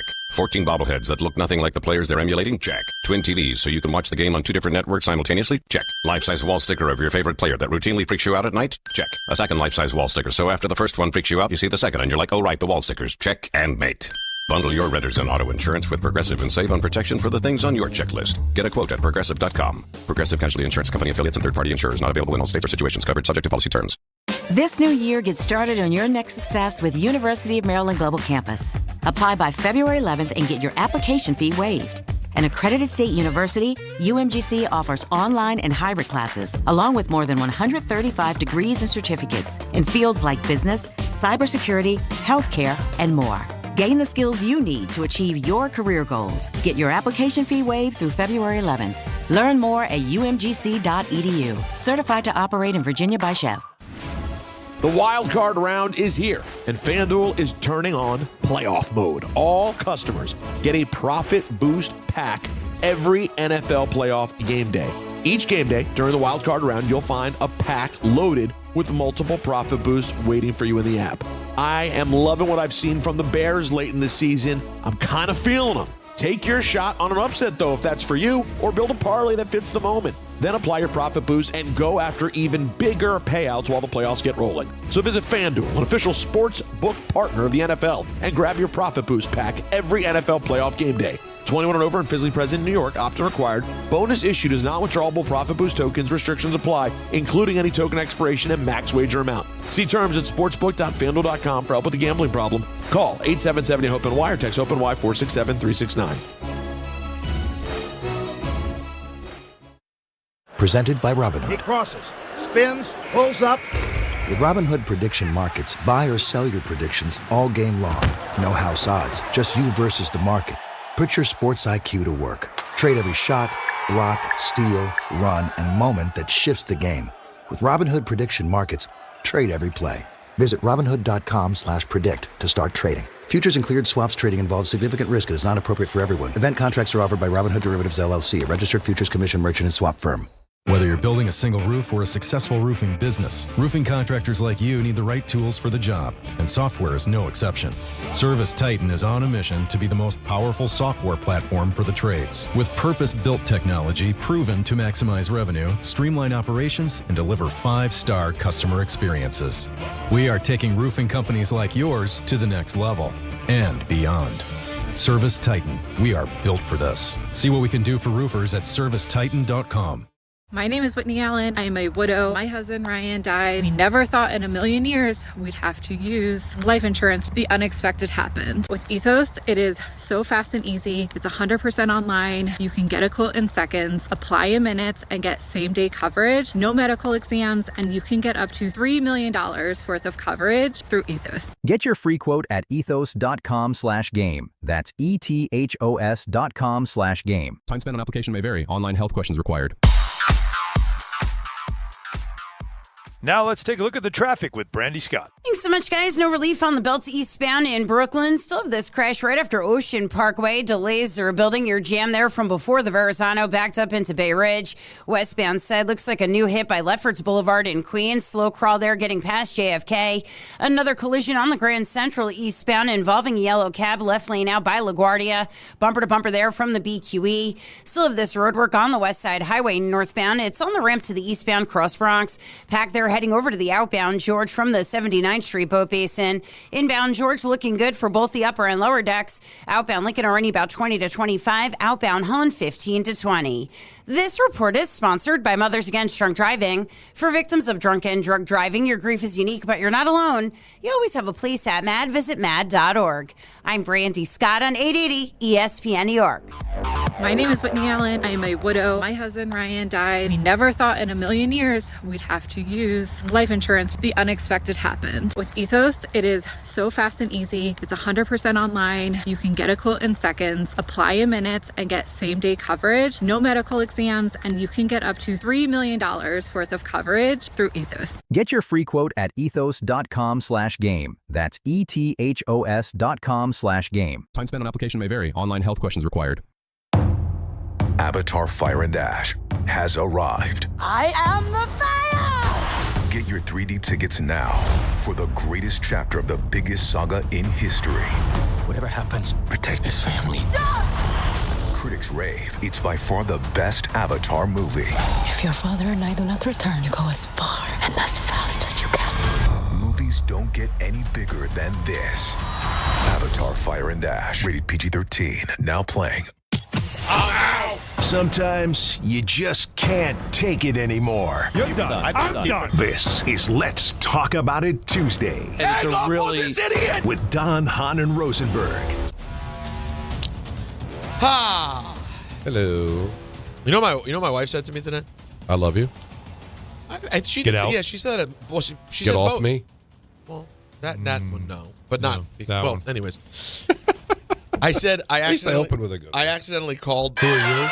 I did the thing I always do, which is I accidentally. Who are you? That's not nice. I accidentally called the show the K Show, as I often do. See? And then I'm like, I mean, our show. And my wife just said, you know what? I like it better as the K show. She said, what am I supposed to do? I have to say DHR? She said, I know it as the K show. Wow. I said, but it's my show See, now. I told you I didn't think I'd make it a year. I just continue to call it the K show. But at home, do you accidentally find yourself doing that, Don? Like, well, I got to do K show at blah, blah, blah. Yeah, just because it's the time slot. It represents the time slot. It's weird. I've got like stages because now with the new contract, I will make 25 years at the station. I thought you were about to say. I thought it was about to drop digits. You're finally going to make $25,000 a year. No. God bless. God bless. Is that when we were on 1050, for whatever reason, I'd always refer to 1050. Got to go to 1050. Okay. Don't know why. Interesting. I got to go 1050. Then we moved to 98.7. It never went, I'm going to 98.7. It became K show. It became the K show. Right. And then Declan was born, and he referred to just me leaving the house as I was going to the K show. Right. And then my mom saying, can't Michael K give you vacation? And then it just became like the K show. And yeah, so it's a little, now it's just ESPN. I'm going to ESPN. Yeah. Makes sense. Alan would prefer you just call it the Hahn show. No. He's looking off into the distance as if this has something to do with him. What am I supposed to do here? You just sit and listen and go, that's interesting. You guys are like, it was so much better when we could just say the K show. Was that ever said? I'm sorry. Is there some sort of yo-yo filter that he hears? He has the yo-yo filter. I definitely have the yo-yo filter. He does. I have that. All my wife was saying was that she liked the K show better. No, that's what she said. No, she likes this show. She loves the show. Is that she knows what I mean. When we say the K show in the house, it means my 3 o'clock vehicle I have to go do. Not to be confused with my morning show, which no longer exists. How about we just call it the show? By the way, it's the only radio program I currently do. I just say to call it the radio. The show. Can I join?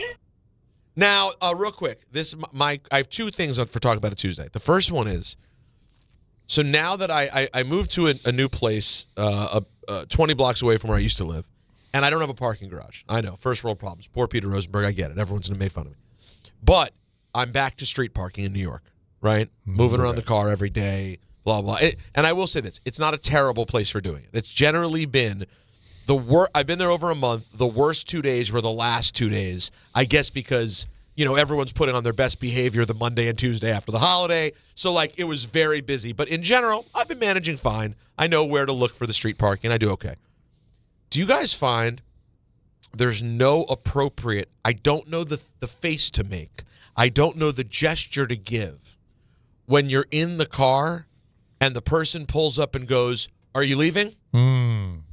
I never know what to do with my hands and mouth to say yes or no. Yes or no.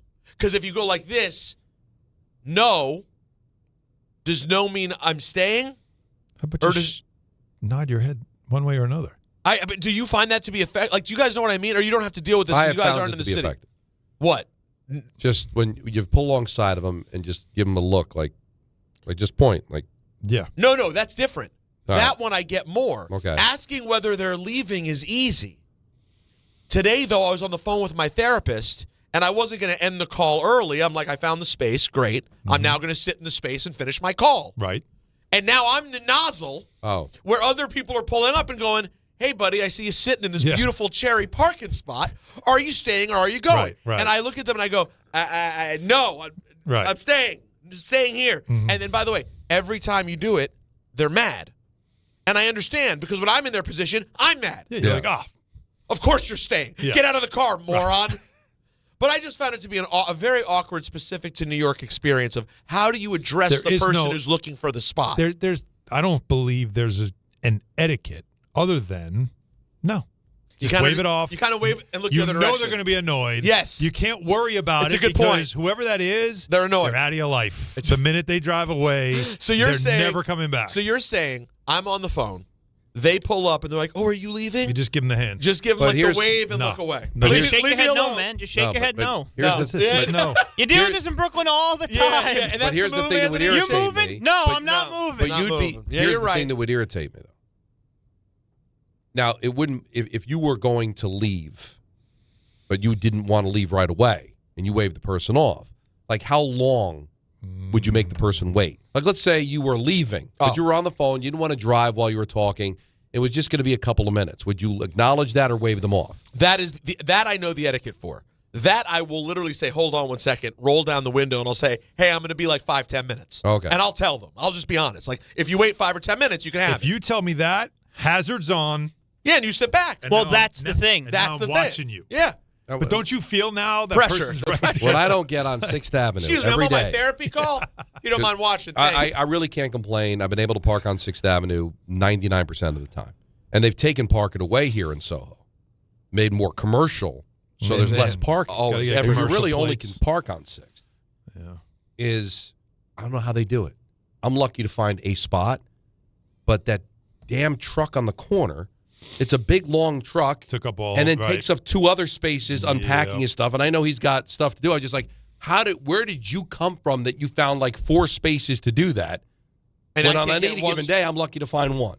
Well, maybe they get there very early and they're unpacking all the time. But this is what makes the city so rigged, is that like all of these, it's impossible for everyone. It's bad for us regular drivers. It's bad for the truck drivers. But the difference with the truck drivers is they can park illegally. They just eat those tickets. Those companies that they deliver for all know they're eating tickets. It's part of the deal, right? I guess. All right, Don, what did you have today? Well, it bothers me that Carolina's going to go to the postseason under 500. It doesn't seem right that you didn't win more games than you lost. But I do want to honor the divisional system. Sure. And they won the division, and it's not their fault they're in a weak division. It is odd, though, that if they were tied just with Tampa, Tampa goes. But because it was a 3-way tie, their tiebreaker doesn't count, and they end up so it's crazy.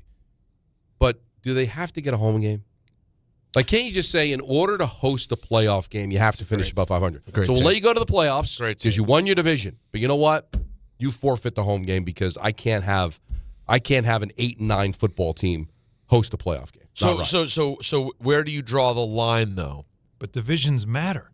Divisions matter. That's why I'll let you go to the playoffs. So they'd be the 7 seed. So, yeah. So what you're saying is – No, I hear what Don's saying. So what you're saying is winning the division guarantees you a playoff berth, but that's all it guarantees. That's all it guarantees. I think that's fair. Why should the 8-9 team be – why should Pittsburgh be hosting Houston? Houston's a much better football team. They did not earn to have to go to Pittsburgh Did this Houston weekend. win their division? No. No, they didn't. So you didn't win your division. See, but I understand what Peter's saying, but what I'm saying, in the rare occasion that you finish under 500, and we're acknowledging you're in the Thursday night football division, see, but here's then why, in order of winning it, you know what? I'm sorry. But the thing is, I'm just being honest with you. Okay. That has no chance at passing at the NFL. It's too not. You need to be regimented. It means the division winner no longer earns seeding anything. It's not about what they get. It's based solely on record. And now division doesn't have the same cachet. But it does, because it guarantees you a playoff spot. You're still in. But no. So you still want to win the division because you want to get in. Yeah, you're in. So even if you go 7-10, you're in. I understand. I understand what you're saying, and I know it looks ridiculous to be under 500 and yet you're hosting a playoff game. But the division stuff matters, and no owner is going to agree to this because they don't want to ever be in that situation. No owner is ever going to agree to this. And in the end, that's all that matters. We could complain about it all we want. Well, that's why it's talk about it. Because here's what. But no, seriously, here's why. Because that is the only, and you know it. It's probably the only. No, not probably. It is the only home game, playoff game you're going to get. So I am not going to sacrifice a home playoff game. I won my division. That doesn't just get me in the playoffs. That gets me a home game, and I want that gate, right? Well, that's so no owner. Because think about it. Now you're talking. Every owner in the AFC South and every owner in the NFC South is never going to agree to this because the majority of the time it happens in those two divisions, right? But the worm does turn. Eventually, it'll be another division that ends up being bad. Okay, fine. I'm just saying. But I don't want it to be me one time, and now I just lost myself a home gate in the playoffs because I voted on something 5 years ago that I didn't really care about. I'm just looking at the situation here. They are hosting a 12-5 football team. Yeah, that's right.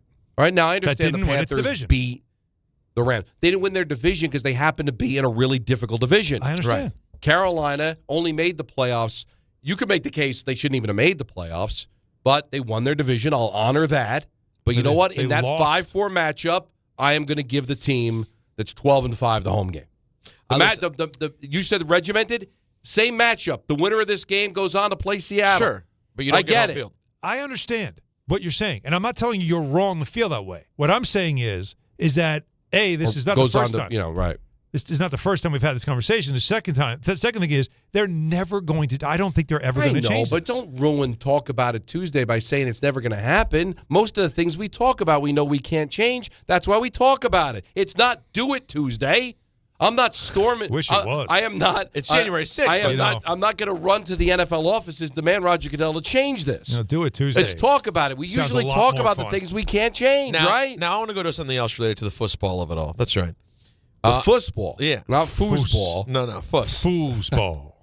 Where's that come? Where'd that germinate? I don't know. I don't know where it came from. It germinate. Do you remember like a month ago I said something, I added a weird R to the middle of a word, and we didn't know where it came from, but it never lived as a drop. But it was funny. And I tried to remember what it was later. Yeah, and Don, you lost it. No, because let's be honest. And Don, I think you'll even be on my side here. Just be honest, Don, because Jacob and Anthony don't have much use for what I do on the show. No. So, like, even when I say something that's drop dead hilarious, and these two are both dying over it, it dies. It's gone. The Knicks and the Rangers played last night. They were very busy, having to probably cut things off and send things out. But somehow, St. John's is coming up next. They're probably doing something but Don for that. could have mild flatulence, and they're finding a way to get it in the system. You know what I'm saying? Well, sorry, I was writing ENN. What did you just say? See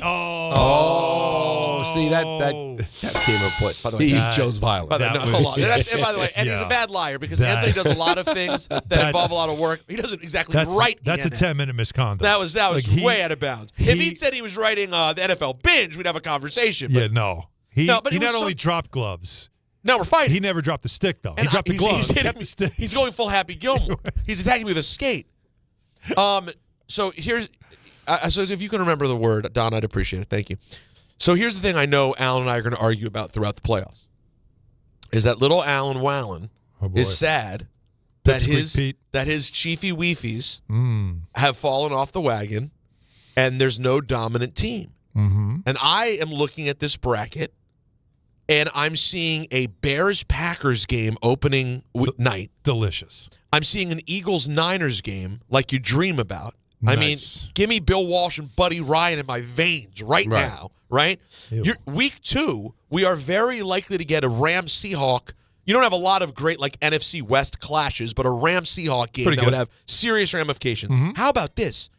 We are staring right at the face. I'd say there's a decent chance, better than 50% chance, we have a Patriots-Bills second week matchup. Like, you have so many fun, sexy matchups that could present throughout this playoffs. Mm-hmm. And because Allen loves greatness, he's not going to get to appreciate this wide-open playoff. And I, frankly, I could not disagree more. Don, I love that it's a free-for-all. I don't need it to be a guaranteed Chiefs-Eagles Super Bowl. Right. I want this. This sounds great. It's going to be great. Until you watch it. And then you're going to get to a point where one of the bad teams, one of the not-so-great teams, finds a way, for whatever reason. Well, that's what would ruin it. Maybe Carolina, because they're home, comes up with, like, you never know.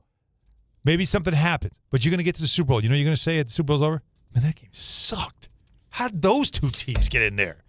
Because that's what the playoffs are. I'm going to. It won't necessarily happen, though. That's the most negative version. It could happen. It could. It could happen. Right. But greatness gives you something to care about, whether you want it or you hate it. Yeah, it but gives you, both can right be now, true. This is just a lot of flavors. You know what this is? This is sushi, but not good sushi. The basics. This is like gas station sushi. Airport, this is airport sushi. You know what they're giving you? California roll, right? Little shrimp. It's tempura. Hudson News sushi. Right. Tempura roll. Like you're getting that. You get a little tuna. But hold on. But you're not getting anything good. You're picking the worst case scenarios. I want a dragon roll. No, that's what I want. A Billy Joel roll, the sexy one, Alaskan. You have some fun potential Super Bowl matchups, though, guys. There's a lot of cool. We got to get there.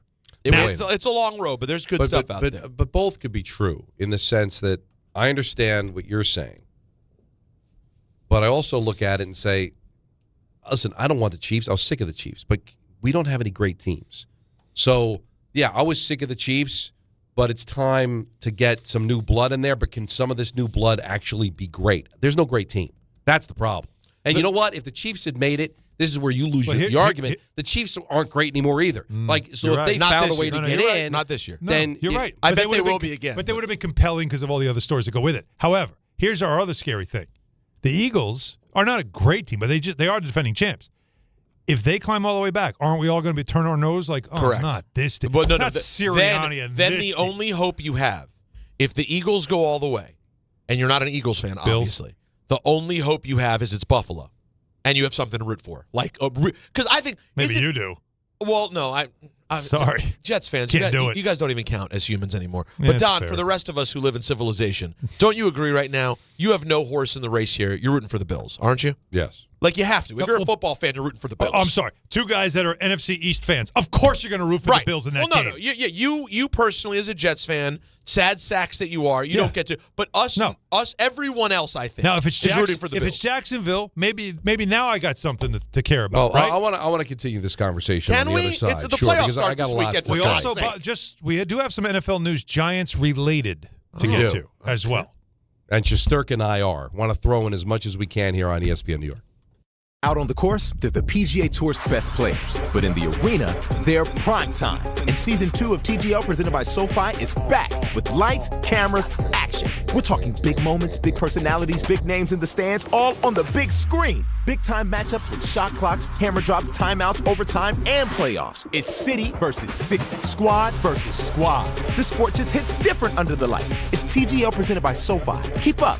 It's golf. Tune into every match. Only on ESPN. You still thinking job change in the new year? Yeah, I need something that's in high demand and more stable in this economy. IT? Yeah, cybersecurity, maybe even AI. That's what I did. Really? How? Went to My Computer Career. You don't need any prior experience, and you could start your new career in a matter of months. A lot of IT pros go to school there, too, to level up. Sweet. Are classes online or on campus? Both. Wow, I'll check it out. Thanks. Make this your year. Take the free career evaluation now at mycomputercareer.edu, an Elite CompTIA certification partner. Financial aid is available to those who qualify, including VA benefits.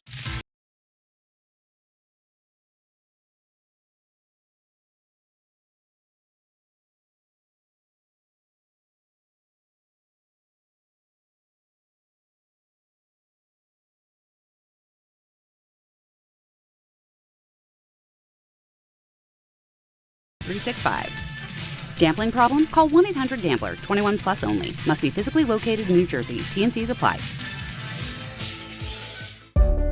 Ox Spine at New York Presbyterian is always in pursuit of a better way to heal the spine.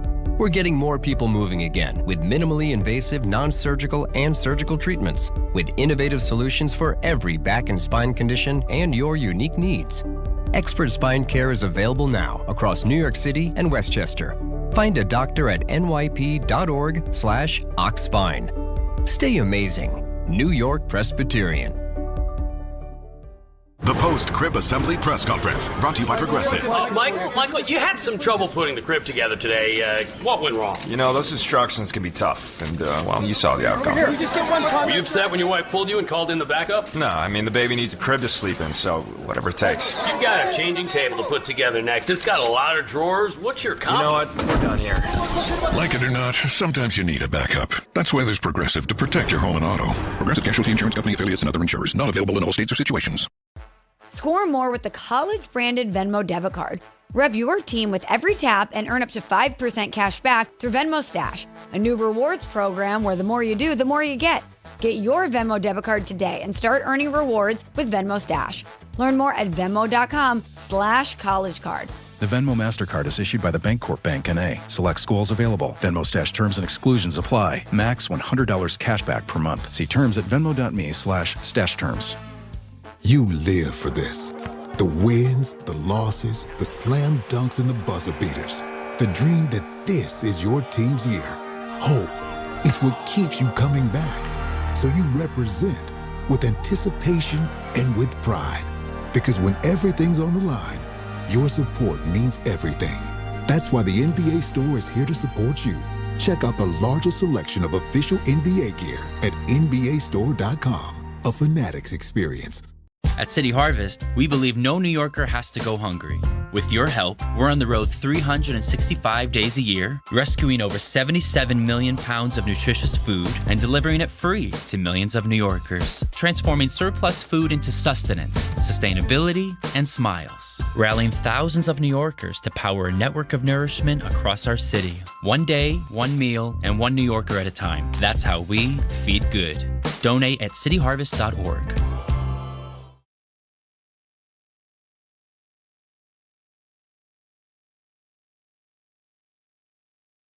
Why can't that be talked about it Tuesday? Very underrated song by Boston, Cool the Engines. Off a Third Stage. Well, I don't know this one. Yeah, I wouldn't have been able to name a Boston album.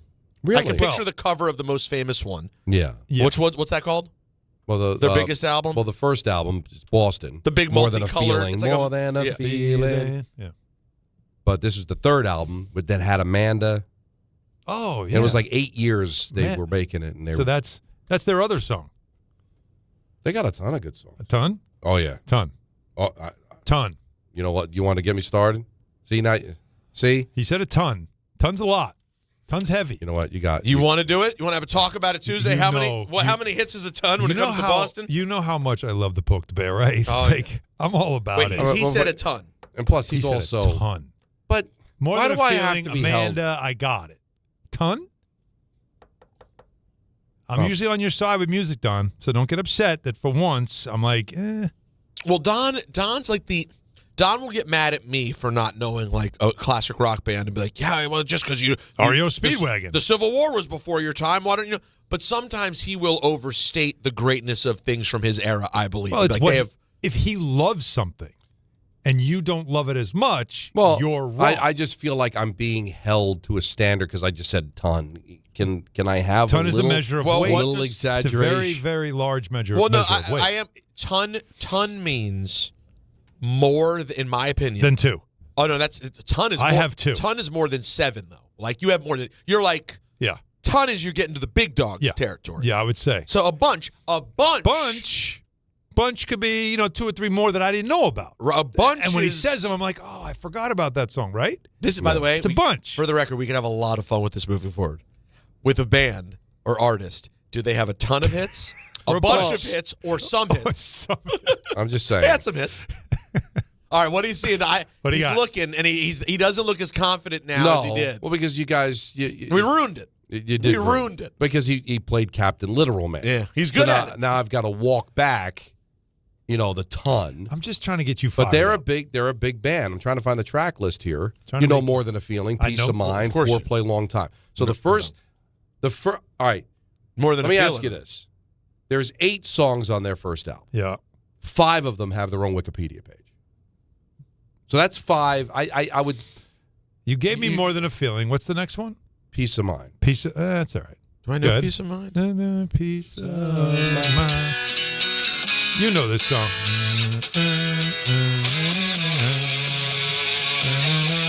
You know it, right?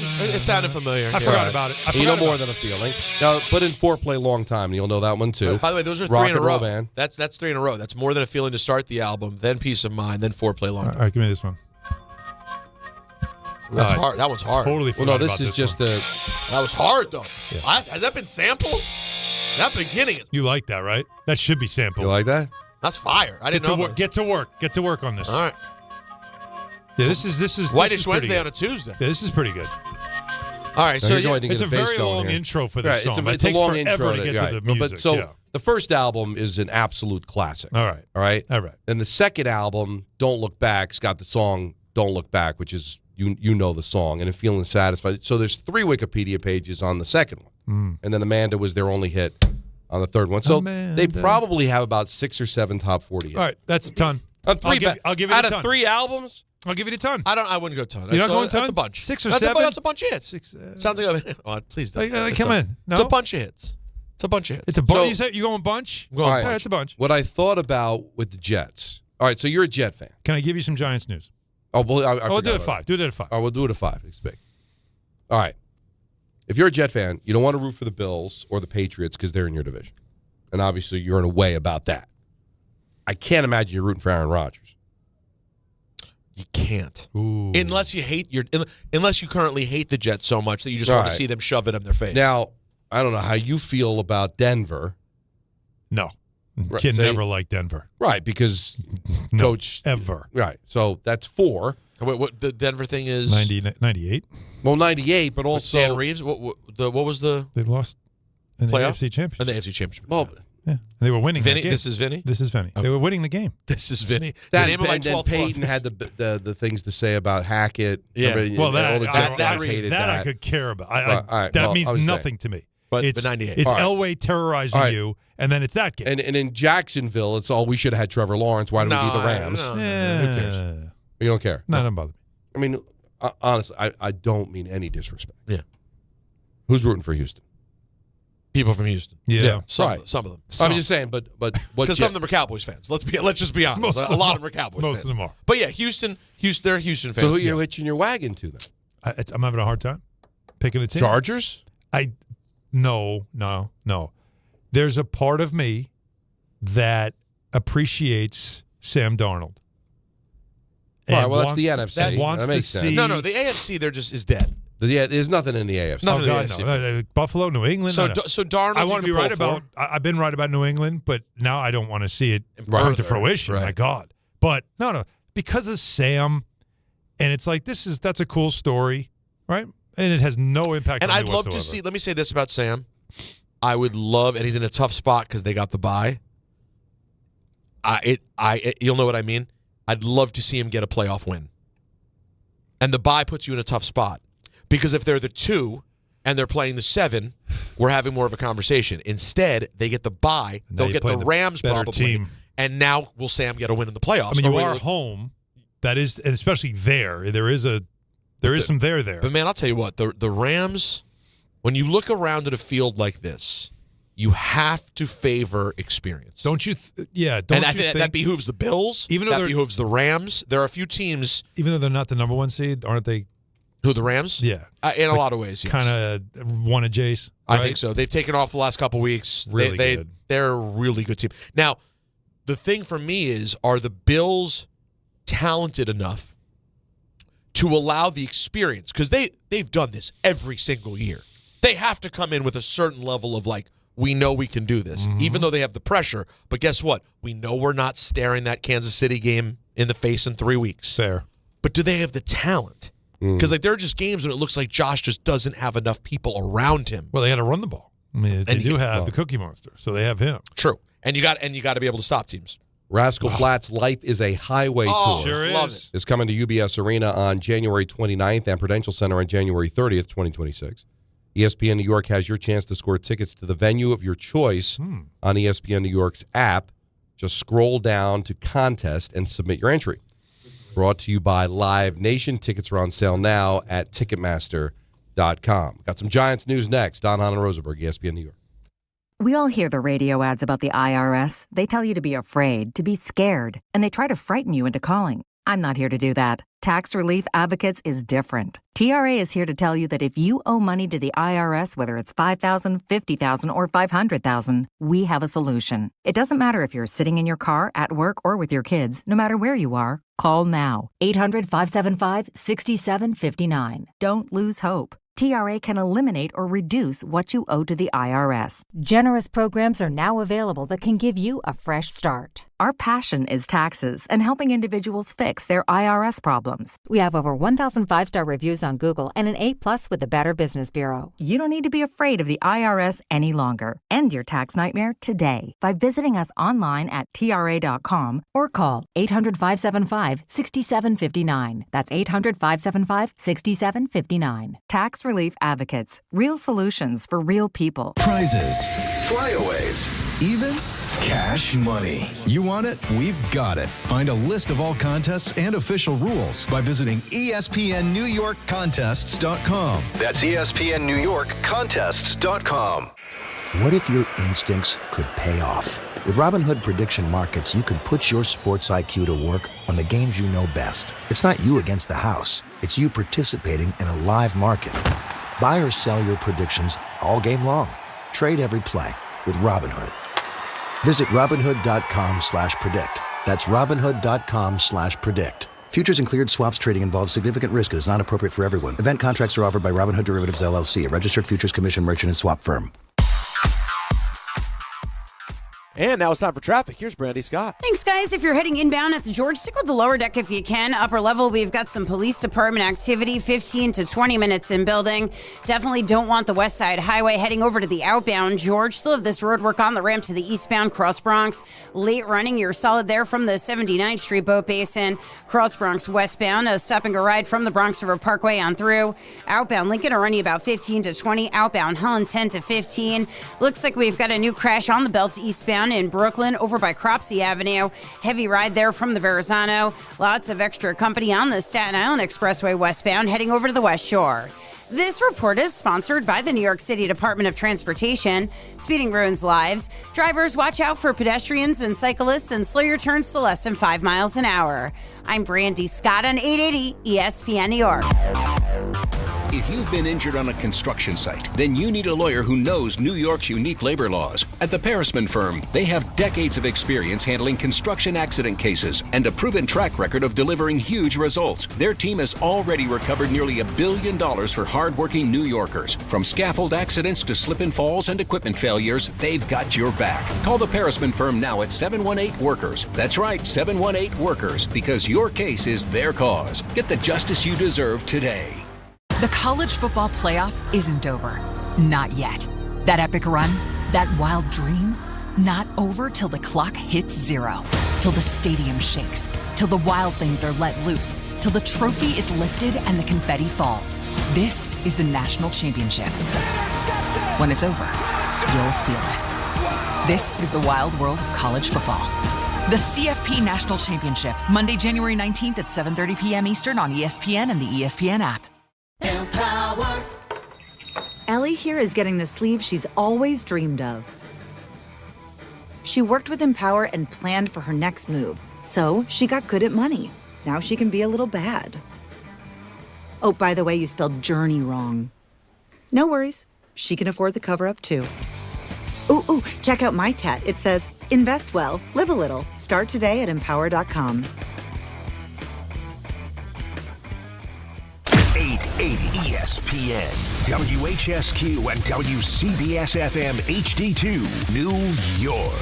A Good Karma Brands radio station.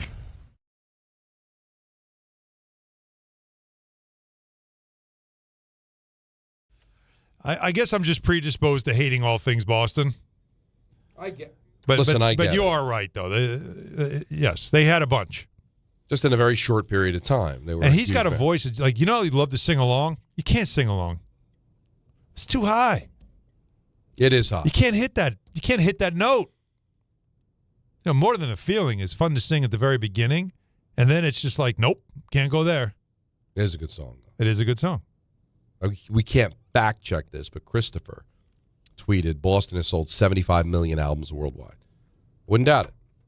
Pretty good for worldwide. Prestige. That is such an absolutely underrated movie. Oh, my God. Wait, what movie? Step Brothers.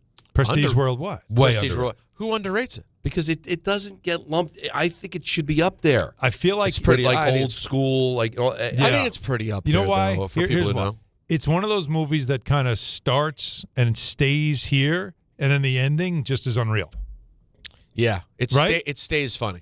It's like funny, but nothing's happened. It's just the same kind of jokes. Yeah, and then the ending, you're just like, wow, like it all comes together. But it's that's hilarious. another top 5 I'd like Don to make, because this is very rare in film. I think we've had this conversation. Okay, top 5 movies, particularly sports movies, but I would say even comedies in general, that stay funny through the end. A lot of comedies, let's say they're 90 minutes, they're really funny for 70. And then in their effort to tie up the story, they lose the funny down the stretch. Yeah. And it's what I hate about, like, loved Happy Gilmore 1, and I really enjoyed 2 as well.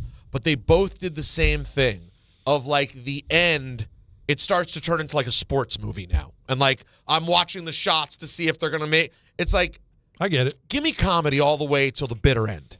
What about Bob? What about Bob goes to the credits? In the credits as the movie's ending. Dodgeball? remember he's waving to the church and getting like it never stops. Never being stops. Funny. Right? That's the dodgeball.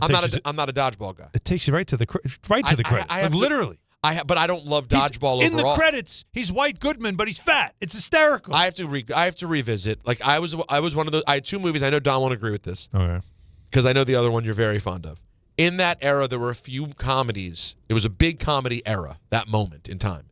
And I thought that Dodgeball and Tropic Thunder were like the two most hyped but disappointing of those comedies for me. I like Tropic Thunder. And I know a lot of people do. But I wouldn't put it in my top 20, right? But I like it. Tropic Thunder could never be released today. I know. No chance. And that helps. That kind of helps the narrative to it now because it's like it makes you miss funny. the rated R comedy. The one movie it's one 90s, early 2000s comedy that you'll never see like on Freeform on a random night or like you just those you're never going to see. But I got to revisit them because maybe my expectations were too high because I was in the old school. It was such a good Meet the Parents. Oh yeah, a lot of great comedy. But a perfect example of coming up short in that way is Stripes. Yes. If Stripes ends at the boom chakalaka when they're doing the boot camp, that's a fact. And roll credits, maybe one of the greatest comedies of all time.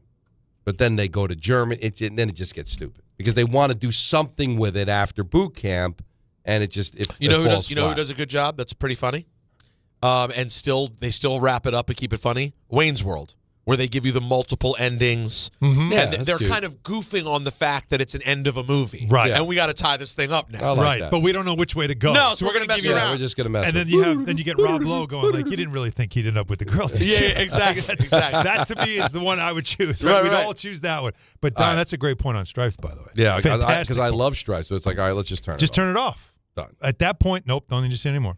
All right, so what's the Giant? Kevin Stefanski will be meeting with the Giants tomorrow. I have it Which is no surprise. guys. I have it on very good authority. I heard from a source that he flew here in an airplane. Well, how else would he have gotten here? I have it on very good authority because I'm a sports broadcaster. Well, that he's taken an airplane to get here. An aeroplane instead of driving. He did not drive. I know. I mean, some might have driven from Cleveland. I know from my contacts it was a commercial flight that landed at an airport. That's what I'm being told. Teterboro. I can't say. You can't say. I can't say. Well, I can tell you, though, that he is right now top of the list for the Giants. They're making him priority, immediately bringing him in, knowing that he's going to also meet with Atlanta. And there is some familiarity with him in Atlanta because of Cousins. They were together in Minnesota. So I think they need to make him a priority right away. They are doing it by meeting with him first. And they shouldn't even let him out of the building, if you ask me. Shouldn't let him out. Don, of the building. am I a bad guy? Now they have to do the whole due diligence. I know, but I really do think this is the guy. Am I a bad guy though? I'm not trying to look past the things he's done that have been successful, but am I a bad guy for thinking I don't need Cleveland's trash at this point? Like, is that Cleveland said we're all set, and we're like, ooh, yeah, we can't let him leave. I don't know. Here's what I worry about. Because we had a caller yesterday who said that I jumped him for suggesting Stefanski a while back, and the reason I did was because that was on the heels of the Jet game when they lost to the Jets, and they took 2 defensive penalties to keep a drive alive for the Jets to be able to win the game. And I'm like, God, that's bad in-game stuff, man. Now, I realize he's had 2 11-win seasons with Cleveland, and he's won 2 Coach of the Years. And he could be responsible. You know, listen, he had Baker Mayfield, and he's had quarterback problems since Mayfield left. His owner forced Deshaun Watson on him. Cleveland, to me, like the Jets, is like, to bring in a hockey analogy, like Toronto. Like, nobody wins in Toronto. So don't criticize Paul Maurice or Sheldon Keefe or Babcock or those guys for not winning in Toronto because nobody wins in Toronto. Mm-hmm. All right? They go someplace else, and Paul Maurice becomes one of the great coaches of all time. Couldn't do it in Toronto because nobody can. Right. Like, nobody can in Cleveland. Bill Belichick couldn't do it in Cleveland. So let's not kill him because he did get as much as he could out of it. It didn't end well, but let's face it, a lot of these coaches with experience, it doesn't end well. All right? Not too many coaches are available that to get to have their retirement speech and walk away on their terms. They usually get fired.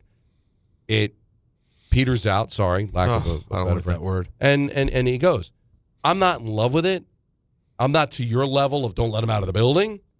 I would probably take Mike McCarthy over Stefanski. Really? Well, I mean, he's won a Super Bowl. Because I could say the same thing in Dallas. Like, nobody wins in Dallas. Good point. All right? But they were like a lock for 11, 12 wins every year. Right. Won a Super Bowl with Aaron Rodgers. You could credit Aaron Rodgers, but Aaron Rodgers hasn't won one since he left. But I can't split hairs. I would rather Stefanski than one of these assistants I don't know anything about. I just don't. Right. That part I agree with. Is I don't know if you really want to bring in somebody who's in their late 30s like Kubiak or early 40s and, hand them the keys to this thing. I don't know if that's where the Giants are right now, which is why I think, McCarthy obviously is somebody else that I'm sure they're going to talk to. But Stefanski is somebody you really got to take seriously. I think you got they to take will. it serious. And maybe I think they are. No, in fact, I know they are. I know this is a guy that's top of their list. What's very strange, just talking to people, fans, people in the media, there's more people that share your opinion than not, that they believe that should be the guy. Yeah, it makes sense. So we'll see. Makes sense on every level. For him, it makes sense. For the Giants, it makes sense. It's the right time. 1-800-919-3776. Let's get back to the busy phones, and let's go to, was it Gilberto in the truck? You're on ESPN New York. What's up, Don? How are you, man? What's up, Don? Happy New Year. Hahn, You too, buddy. Happy New Year. Happy New Year. Peter, Happy New Year to that beautiful gift you just got on Christmas, I believe. You got the baby? No, just after. Her birthday's coming up a week from Friday. God bless The all 15th. your families. Thank you. God bless all your families. Now, I agree with you, Don. I'm not enamored with Stefanski. If you were bringing Mike McCarthy in as the coach, Stefanski as the OC, and Raheem Morris as the defensive coordinator, I like that. Fine. Yeah. Okay, but how about this one, Hahn? How about Mike McCarthy as the coach, Charlie Weiss Jr. as the offensive coordinator, and Raheem Morris as the Raheem Morris as the defensive coordinator. Let me know what you think. One thing, Hahn, I wanted to ask you, why do you keep poking the polar bear, man? You know he's right. More than a feeling. Come on, man. That's old school, baby. That's our town. That was real music. I understand. Peter. Yes. There's some garbage that you guys put on radio that Not me. I You don't don't put anything on the radio anymore. No. you're not on the hip hop. You missed the news. No, Hot 97's no more for me. Yeah. But Oh man! Thanks for bringing it up, though. You with the crew. So nice of you to bring All it right, up. guys, I'll let you go, man. Let me know what you think. All right. That was You know tough. what? Not no. Oh, sorry, man. My bad. Just all right. I gotta go. Oh, that's tough. Now, I got played out of Hot 97. Can you believe it? Now he's coming up with all types of different scenarios for coach. And you mentioned McCarthy, and you mentioned I think experience is going to matter. And I guess don't let him out of the room is probably a little dramatic, because what comes of the playoffs? Who shakes free from a playoff team that maybe doesn't achieve? And Baltimore is something to watch. Baltimore's something to watch. Something to watch. Not saying anything's going to happen. We'll all be is. shocked, but we're allowed to be shocked. You need to be prepared. McDermott's more likely than Harbaugh. All right. Yeah, I'm all set there, right? What's the spread in the Steeler-Texan game? 10.5? No, It was that's 3. 3? Yeah. Minus for Pittsburgh? Pittsburgh No. favored? No, they're a dog in their own building. All right. They got to be a dog. So, dog. I don't want to say they lucked into the playoffs. Houston -3. So they get a home game in the postseason again. He hasn't won a postseason game in a decade. Yeah, it's amazing. Is it possible, when you look at the way they got into the playoffs on a missed field goal, another loss at home in the postseason, does Tomlin pull a Matthew Stafford and go to management and say, listen, I think my time has run out here. Maybe it's time to move on. Or and Tomlin shakes loose. Or do they both get together? They both might and get say, together. what do we want to do going forward? We probably need a reset. Right, we might need a reset here. And I know we he's made like, the playoffs and all that, but you know what? Yeah. It might be time. Well, it's again. There's no other coach, though. How many Oh, teams? and McDermott, who I would want no part of. No. How many teams, though, if that ever happened in Pittsburgh, would fire their coach that same day? Like the minute Shefty puts out the tweet that they have agreed to part ways, the next thing that is done is the head coach is fired. How many teams? I don't know. You wouldn't have. There's not a couple of places that you would say we're moving on. Oh, here's why I say no. Because if there's a parting of the ways in Pittsburgh, he's got a good situation there in Pittsburgh. Solid ownership, right? Right. It's a very well-run organization. He's not just going to leave. Have some parting of the ways to go to just to Arizona. Some problem. He's going to want to probably go to a team that might have a nice future, a good quarterback, something like that. Right. Now, is New York a big enough? The Giants, the allure there, the relationship between the Rooneys and the Maras and all that. That feels too easy. But for him to go to Tennessee, I don't see that happening. Okay. So, but could there be a destination? And there's a team that's I don't think he'd go to Baltimore. That'd be whack. Right? Where like Baltimore's like in the division. I might be done with Harbaugh, but maybe we'll keep him. Oh, Tomlin's available. Let's fire Harbaugh, bring in Tomlin. Like that would be attractive to him. I don't know the fan base would go nuts, right? There's so much hatred between them. That'd be tough. But it sounds like Baltimore is done with Harbaugh. It doesn't. And sound so maybe great they right would just. now. Well, I don't know. All right. So Giants though then Harbaugh, yes. Like not even a hestation. Not even a hesitation. All right. So there's still some things to watch when it comes to this, but we can all agree, as much as we've mentioned again. Minter is considered one of the up-and-coming coordinators. He's 42, 43 years old. Kubiak, 38 years old. Another one, up-and-coming. Like that. Adam Schefter, Harbaugh has been fired. No. Okay. Well, that changes everything. So real quick, Kevin. Hey, how you doing? Yeah. No, we're super excited. Oh, no, we're super excited to talk to you. Yeah. Gonna go ahead and put. We have you in the most beautiful hotel. Right by the stadium. Have you ever been to the whatchamacallit mall? What's the mall over there? By the stadium? American Dream. No. Yeah, American Dream. American Dream. You ever been over the American Dream? Xanadu. Oh, you're going to have a great day tomorrow. We're going to meet first thing the next day. Right, there's a water park, everything. No, you're going to go to the water park. Have yourself a day. It's on us. They got you can go snowboarding in there. You're going to have a whole day, but we're going to be busy tomorrow. Cool, thanks a lot. Bye. How about the Pine Barrens? You can go there. Oh, wow. Wow. Let's go for a walk? I can't believe I can't believe that. So, yes, guess who won? Guess who won? Wow. There's a reason why Lamar the guy who said what can't he win. said. The guy who can't win. I'm sorry. The guy doesn't win yet. He doesn't. The only multiple MVP not to appear in a Super Bowl. Could have won a third one last year. Wow. Not surprised he lost that face off Harbaugh. So, all right, so we should be getting information that the Giants will be meeting with John Harbaugh on Thursday. Now, listen, I'm sure the Giants I love that knew hire that this for was them. possible. You still want to talk to Stefanski. You still want to talk to Stefanski. Absolutely. Still want to talk to everybody. You do. But Harbaugh shakes.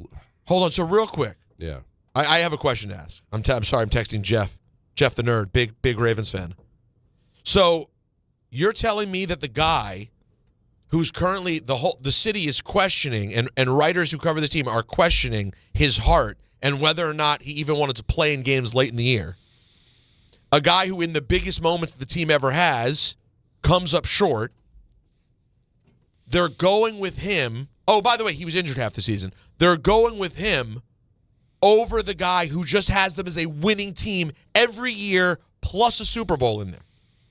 I don't get it. Who, by the way, never says the wrong thing, never has a problem with the media. He's fantastic. John Harbaugh is not. There's Fantastic. no issue. Yeah, fantastic representation.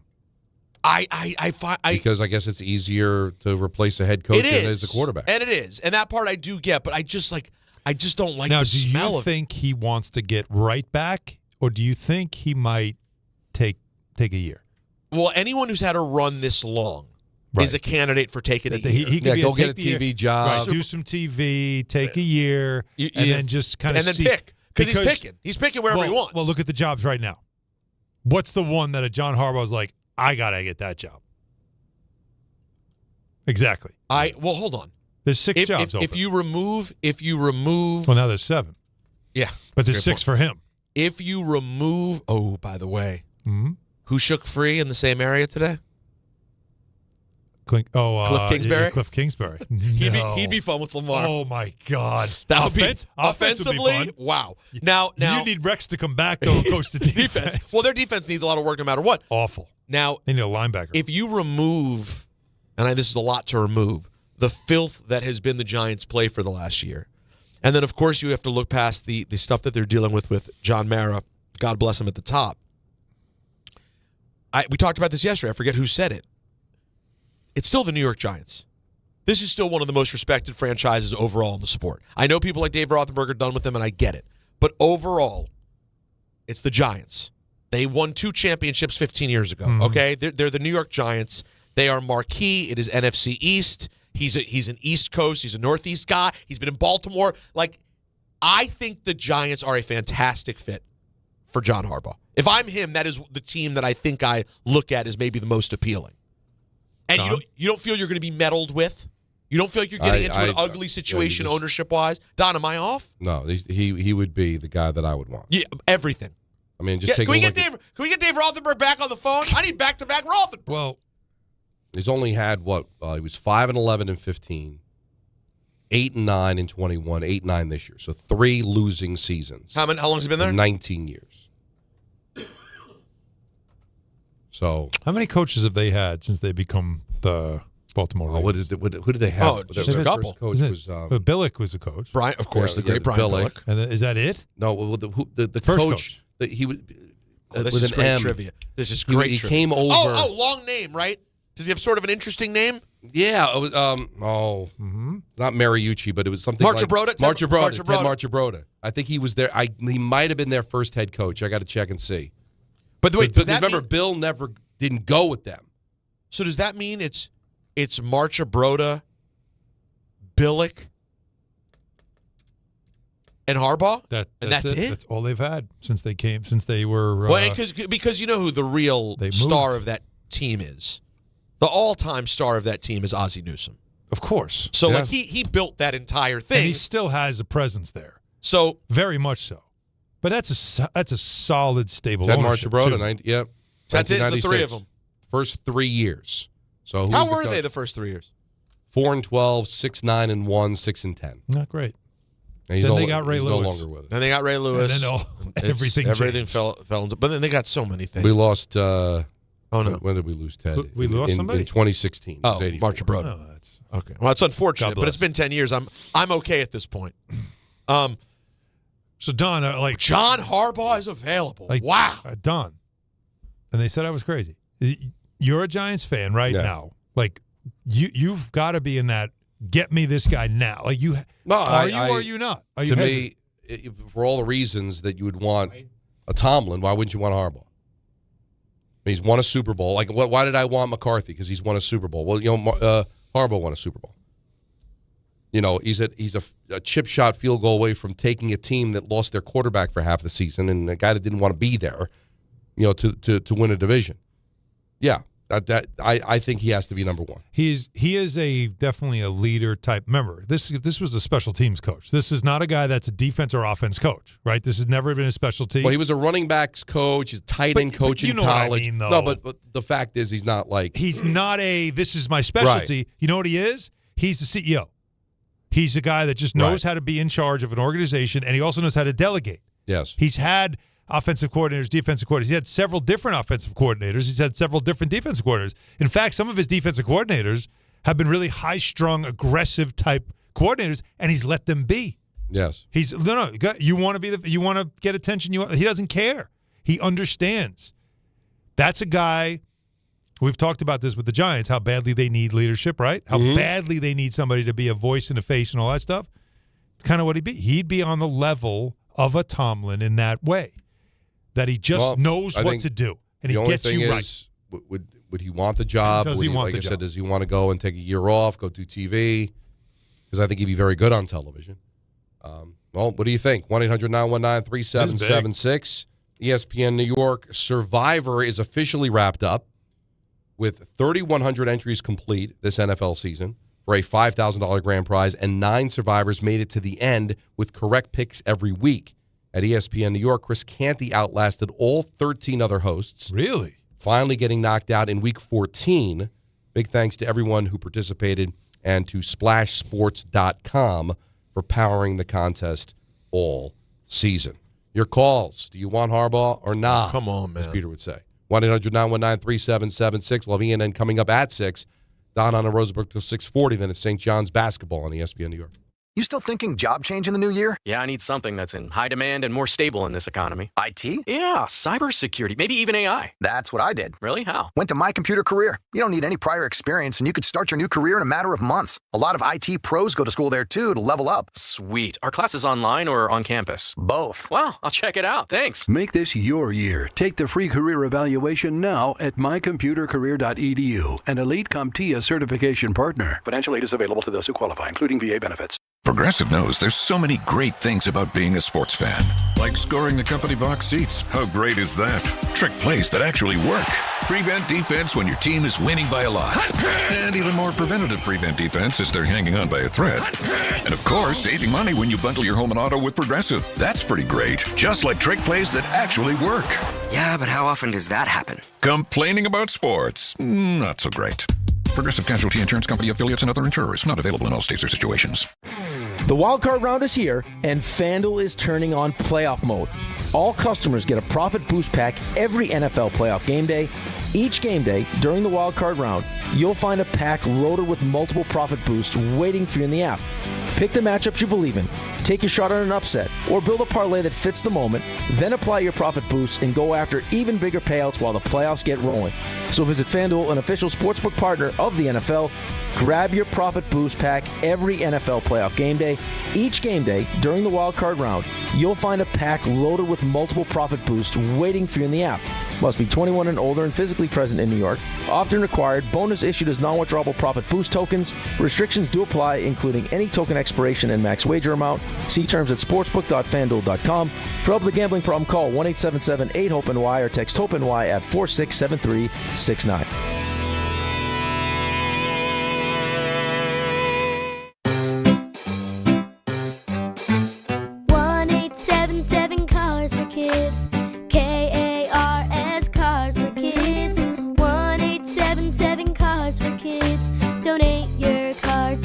Call 1-877-CARS-FOR-KIDS to reach a friendly live agent. Donation's super easy, and your car can be picked up as soon as tomorrow. Call us now. 1-877-CARS-FOR-KIDS. Donate your car today. Did you know you can donate real estate too?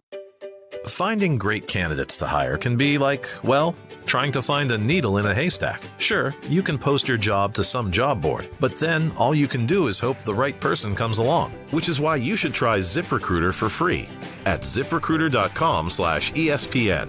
ZipRecruiter doesn't depend on candidates finding you. It finds them for you. Its powerful technology identifies people with the right experience and actively invites them to apply to your job. You get qualified candidates fast. So while other companies might deliver a lot of hay, ZipRecruiter finds you what you're looking for. The needle in the haystack. See why 4 out of 5 employers who post a job on ZipRecruiter get a quality candidate within the first day. ZipRecruiter, the smartest way to hire. And right now, you can try ZipRecruiter for free. That's right, free at ZipRecruiter.com/ESPN. That's ZipRecruiter.com/ESPN. ZipRecruiter.com/ESPN. ZipRecruiter. And now let's take a look at the traffic with Brandy Scott. Thanks, guys. We're going to start off in Jersey. Problem spot in Mahwah over by the state line, 287-17 northbound. That combo ramp for the southbound side blocked with an overturned tractor-trailer. Traffic is being detoured around that situation. Inbound George doing better for the upper deck. It was a broken down tractor-trailer, just about a 5 to 10 minute ride. Heading over to the outbound George West Side Highway northbound. They're picking up that late running roadwork on the ramp to the eastbound Cross Bronx. Still jammed there from the 79th Street boat base. Outbound Lincoln Orange about 15 to 20. Outbound Holland 10 to 15. Hutch northbound not moving much in Westchester County. It's a crash over by Mamaroneck Avenue in Scarsdale. This report is sponsored by Mothers Against Drunk Driving. For victims of drunk and drug driving, your grief is unique, but you're not alone. You always have a place at MAD. Visit MAD.org. I'm Brandy Scott on 880 ESPN New York. My name is Whitney Allen. I am a widow. My husband, Ryan, died. We never thought in a million years we'd have to use life insurance. The unexpected happened. With Ethos, it is so fast and easy. It's 100% online. You can get a quote in seconds, apply in minutes, and get same-day coverage. No medical exams, and you can get up to $3 million worth of coverage through Ethos. Get your free quote at ethos.com/game. That's ETHOS.com/game. Time spent on application may vary. Online health questions required. Talk about stepping up. Bang! Bang! It's time to level up your game. Introducing the all-new ESPN app. All of ESPN, all in one place. Your home for the most live sports and the best championship moments. The electricity is palpable. Step up your game with no annual contract required. It's the ultimate fan experience. Level up for more on the ESPN app or at stream.espn.com. Sign up now.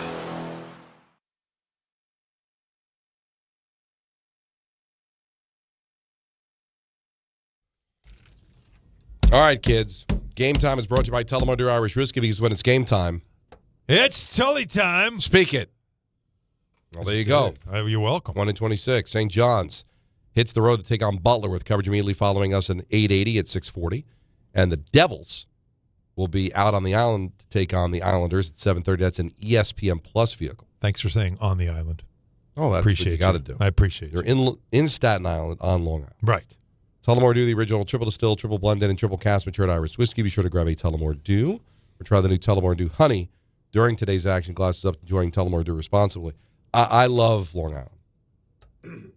So do I. I love UBS. I think it's a great arena. Mm-hmm. I left my house at 1:30. Oh, yeah. To go to UBS. Yeah. Because I had a 4 o'clock meeting. Mm-hmm. And actually bought some nice combination platter of sesame chicken, thinking, I'm going to tackle this early. I'm going to get to the truck like a gentleman, eat my Chinese food. Yeah, damn right. I got there at 4:30. I had to do the meeting on Zoom. And the reason I was able to do the meeting on Zoom while driving was because I wasn't moving. Yeah. Oh, yeah. Nice and easy. Mm-hmm. The belt is pure hell. Well, that was your first mistake. Well, it's still the most direct way. Where else am I going to go? It is, but it isn't. No, it's not. Yeah. Well, It's never the most direct way. Pogo stick. Yeah. Anything else. Probably. Helicopter. Pogo stick. Yeah. Pogo stick. I don't know how else to go. Rollerblades. Because I live in Central Jersey, which it should be a direct shot, right? Should be, but it's never. Take the Verrazano bang. So we have. Where'd you get stopped, by the way? Oh, where did he not? Where did he not get? I know the whole thing. The length of the belt was all red. The minute you got to Staten Island, you probably were in red the whole rest of the way, right? What'd you do? What'd you do? Outer Bridge? Yeah. Right. Outer Bridge. The minute you get to the Staten Island Expressway, just stupid. Mm-hmm. HOV lane. Oh, yeah. The Staten Island. Oh, I know. It's big, juicy, wide open, massive. Nobody's on it ever. I'm stuck in traffic. Just to my left, there's this beautiful lane. Oh, look at the lane. Now I know why Larry David picked up the prostitute to go to the Dodger game. He had to. Because if I could pick up 2 other people, 2 strays, I'm through. Right. Who voted for that? I don't know, because no one uses it. Nobody uses it. See, on Long Island, the HOV lane is certain hours, and then otherwise it's free exactly. flow. It's whenever you want. That's how it should be. And I swear the few people that are in it, they don't have 3 people. No, they got a bag propped up with a hat on. No, I don't even think they try.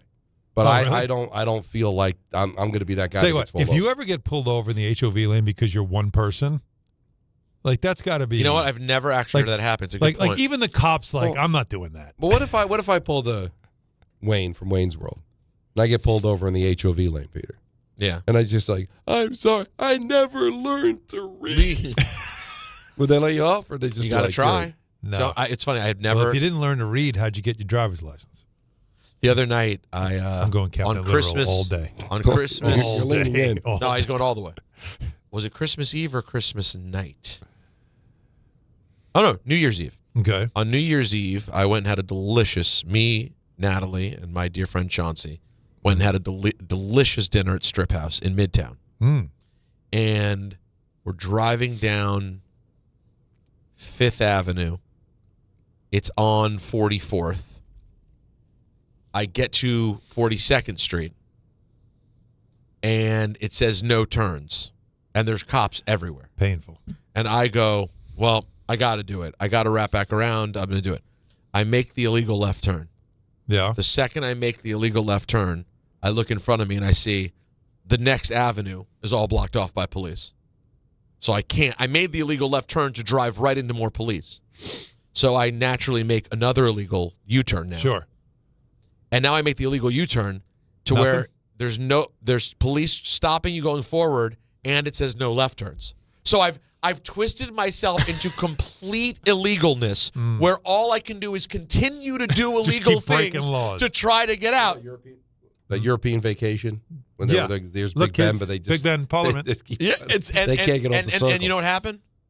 Absolutely nothing. Because it's New Year's Eve and there are cops everywhere and they're not worried about me. Like, just they get don't out even of care. Just get out of here. Right. Just drive. So But I had John a great Harbaugh. steak though. Funny, I've been to Strip House, but it was in Babylon, and it was not for food. Uh-huh. You know what? It sounds like a different. They might have had a buffet. Well, they did have. There may have been meat. No, there was not. Well, I don't know. Tacos. 1-800-919-3776. Andrew in East Brunswick. You're on ESPN New York. Hey guys, thanks for taking my call. No problem, Andrew. It was Taco Tuesday for sure. Taco Tuesday. It was. Now that I remember. Good Lord. Save me, Andrew, please. Go ahead. It was you who did it. That's why I said save me. Save you. Go ahead, Andrew. All good, all good. Always love a good Taco Tuesday. But, we all do. Listen, I'm a big Giants fan, not going to lie. I've been waiting the last few days to see when the John Harbaugh news was going to be broken that he'd be fired. Because honestly, I think it would just be a great pickup for the Giants. I think he would really help with the growth and development of Jackson Dart, and we got a good squad, I think, that we could build off some of these key players we have. But I don't know, man. I'm not all that confident in Joe Shane, and I honestly want your guys' thoughts on what are the odds he probably botches this, like just messes it up. Well, the only way it gets botched, and this would be very interesting, Andrew, because this is what I was kind of curious about. To the best of my knowledge, no contract extension has been given to Shane. And I always wondered, is this because they want to at least give themselves some wiggle room in case there's a coach that comes free who says, I'd love to coach you, but I don't think Joe Shane's your GM. Like, could that be what John Harbaugh is like? I'd love to be your coach, John, but I don't have a lot of confidence in Joe Shane. You didn't give him a contract. Maybe I want to go someplace where I can have a little bit more say. Like, well, then you're firing people. But if he says to you, I want my own people. I agree, but I don't know if John Mara is going to feel that way.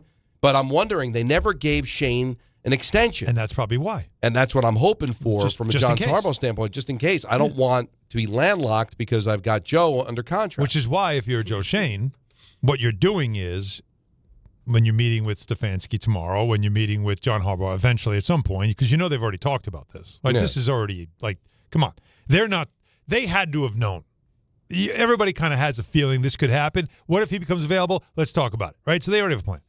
So if you're Joe Shane, that's what you're doing when you meet Harbaugh. You spend time with him, right? And you just see, this John Harbaugh like me. Like I said, I think Joe Shane is trying to sell the organization to people. I don't think he's seeing, are you good enough for us? There's a very good case that when John Harbaugh, if he does, hopefully, fingers crossed, goes to East Rutherford, he's interviewing Joe Shane more than Joe Shane's interviewing him. I completely agree. Now, Bart Scott texted me. Okay. Here we go. And he said something. Can you say it on the air? I can, because actually, this is, when you think about it, is also true. If Harbaugh says, like, I just want to take a year off, go for TV, the Giants should be concerned. Why? The Ravens' job is now the best job available. Mm-hmm. So now, like, even Stefanski's probably on that plane you were talking about, Peter. Yeah. Right? Is he not calling the Giants? He might be like, wait a minute. Yeah, he's talking to the pilot. Can we land this in Baltimore? Hang on a second. We're not that far. How much fuel we got? Seriously, right? The Ravens' job becomes the better job for Mike McCarthy. It becomes the better job for Kevin Stefanski. Anybody with experience, it's a better job. Unless that coach feels like Lamar's a handful. And now it almost becomes like Lamar's interviewing the next head coach, right? And maybe they're like, I don't know if I can get along with him. I don't know. I would think after being in Cleveland, Lamar Jackson is going to look like prime rib, right? Like, oh my God. Kidding me? Salivated at actually having a quarterback. Yeah. Now, Chris and Beth Page says, let Stefanski leave the building. I think you were on hold before the news about Harbaugh. We hope so. Yeah, no, exactly. You know what I'm going to tell you? If I stay on hold a little bit longer, Andy Reid's going to become available. That's a good line. I like it. It's so funny because, right, I swear, I'm like, this is great, Stefanski. Then all of a sudden, I'm on hold, and my buddies are all texting me. My phone's blowing up. All my Giant fans like, Harbaugh's available. So, yeah, obviously, I have to change my opinion. This isn't what – let Stefanski leave the building. You got to hire Harbaugh. And I disagree. I got to push back a little bit with Bart. Stop it with that suddenly the greatest job. You know, they won 8 games this year, all right, the Ravens. By the way, Giants have a very good, young, up-and-coming quarterback. We're going to have a lot of cap space coming up, by the way. That's what you get when you have a young quarterback. You get cap space. I think, no doubt, down the line, 2 or 3 years from now, the Giants job will be the better job than the Ravens job, for sure. I just think a lot of these coaches, especially if you've just been let go, and that you want a job where you think you can make the playoffs right away, and I think Baltimore probably has more of an inside track than the Giants, but I can understand him saying that. If you believe Jackson Dart's got a great upside, it's New York. I mean, I'm giving Lamar a hard time, but Lamar is still in Baltimore. Yeah, he's not. Yeah, Jackson Dart. We don't even know yet. We don't even know yet. You're going to a place where Eric DeCosta is one of the best general managers in the game. Yes. Right? The ownership, one of the most stable, best ownerships in the game, right? So it seems. And then you have a 2-time MVP quarterback. I'm sorry. Is that not the Triple Crown? Yeah, I think it's a pretty appealing spot. That's not bad. But like I said, it wasn't a great year for Jackson. He seems like he's a bit much, so the only way that would be a problem is if, I don't think I can get along with him, because that's ultimately what happened with Harbaugh. I don't want the same thing to happen to me. He just came off an injury-plagued season. He's not getting any younger. But still, I love Jackson Dart as much as any other Giant fan. We pray that he can be anywhere in the stratosphere of what Lamar Jackson has been in the regular season for the Baltimore Ravens. Like, if you're Miami, do you now think about firing your coach? Yes. If you are Tampa? Yes. And if I'm the Jets, I call Todd Bowles and say, you want to be my defensive coordinator? Right? Well, I mean, if Todd Bowles shakes free and wants to be, feels like he's wants going to keep coaching, like he might. But they haven't made decisions yet. But think about it.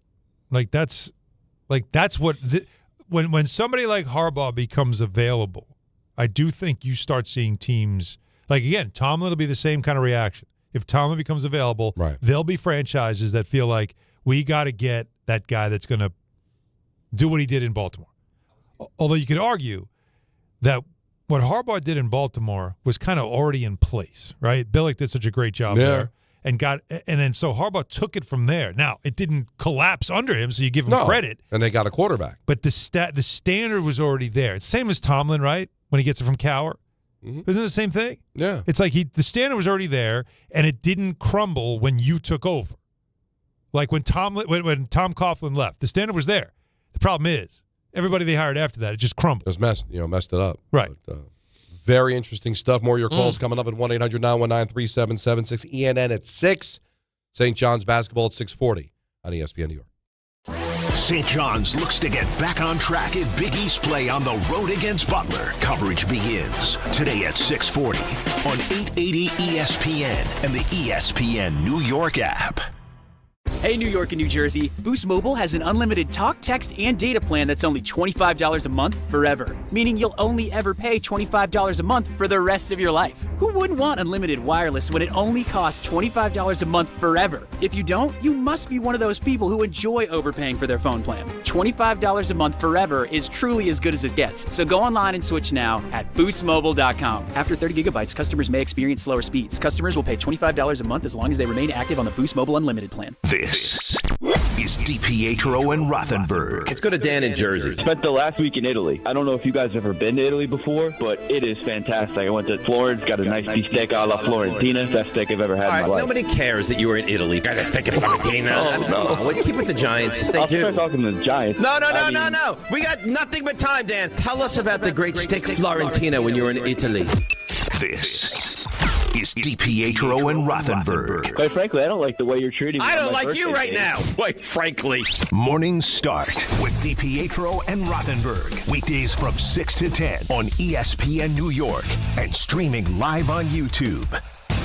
Rich Eisen here. LinkedIn Jobs is stepping things up with their new AI assistant so you can feel confident you're finding top talent. Get this. Employees hired through LinkedIn are 30% more likely to stick around for at least a year compared to those hired through the leading competitor. Hire right the first time. Post your job for free at linkedin.com/Eisen, then promote it to use LinkedIn Jobs' new AI assistant, making it easier and faster to find top candidates. That's linkedin.com/Eisen to post your job for free. Terms and conditions apply. And promote it to use LinkedIn Jobs' new AI assistant, making it easier and faster to find top candidates. That's linkedin.com/Eisen to post your job for free. Terms and conditions apply. You still thinking job change in the new year? Yeah, I need something that's in high demand and more stable in this economy. IT? Yeah, cybersecurity, maybe even AI. That's what I did. Really? How? Went to My Computer Career. You don't need any prior experience, and you could start your new career in a matter of months. A lot of IT pros go to school there, too, to level up. Sweet. Are classes online or on campus? Both. Wow, I'll check it out. Thanks. Make this your year. Take the free career evaluation now at mycomputercareer.edu, an Elite CompTIA certification partner. Financial aid is available to those who qualify, including VA benefits. New York Presbyterian treats more heart patients than any other hospital in New York. From common to complex conditions, our cardiologists and heart surgeons are pioneers in advanced heart care, leading the way in minimally invasive treatments for faster recovery times. Find a doctor at nyp.org/heart. Stay amazing. New York Presbyterian. New York Presbyterian Hospital based on U.S. News and World Report 2025 to 2026 Cardiology, Heart, and Vascular Surgery Rankings. Hey, fans! Welcome back to Fansville's Cheers and Tears. Oh. Okay, so like everybody deals with losing, right? To a rival on a last-second field goal. Whatever, it's fine. I'm totally fine. But I cope with losing with an ice-cold Dr. Pepper. Those 23 flavors are like so delicious. They totally wash away the pain of your college football team taking a big fat L. College football, it's a pepper thing. Switching to Progressive is a game-winning call. And that reminds us of other game-winning calls in the history of sports. So it was the fourth quarter and we're down by 5. Sweat pouring down my face. Suddenly it hit me. If only I could wrap part of the towel around my forehead. And that's how I became the first basketball player to wear a headband. Okay, not really a game-winning call, but it was a good call. You can make one too. Switch to Progressive and you could save hundreds. Progressive Casualty Insurance Company and affiliates, not available in all states. The College Football Playoff Semifinals on ESPN Radio. Thursday in the Verbo Fiesta Bowl. From 47 yards, he got it! Ole Miss faces Miami. And it's intercepted! It's going to be a Miami pick six! Then on Friday in the Chick-fil-A Peach Bowl. It's Indiana, Oregon. The College Football Playoff Semifinals, 7 Eastern. Thursday and Friday on 1050 ESPN and the ESPN New York app.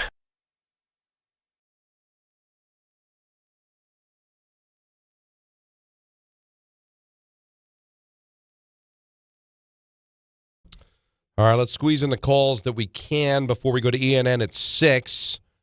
1-800-919-3776. Let's go to John in Miami. You're on ESPN New York. John.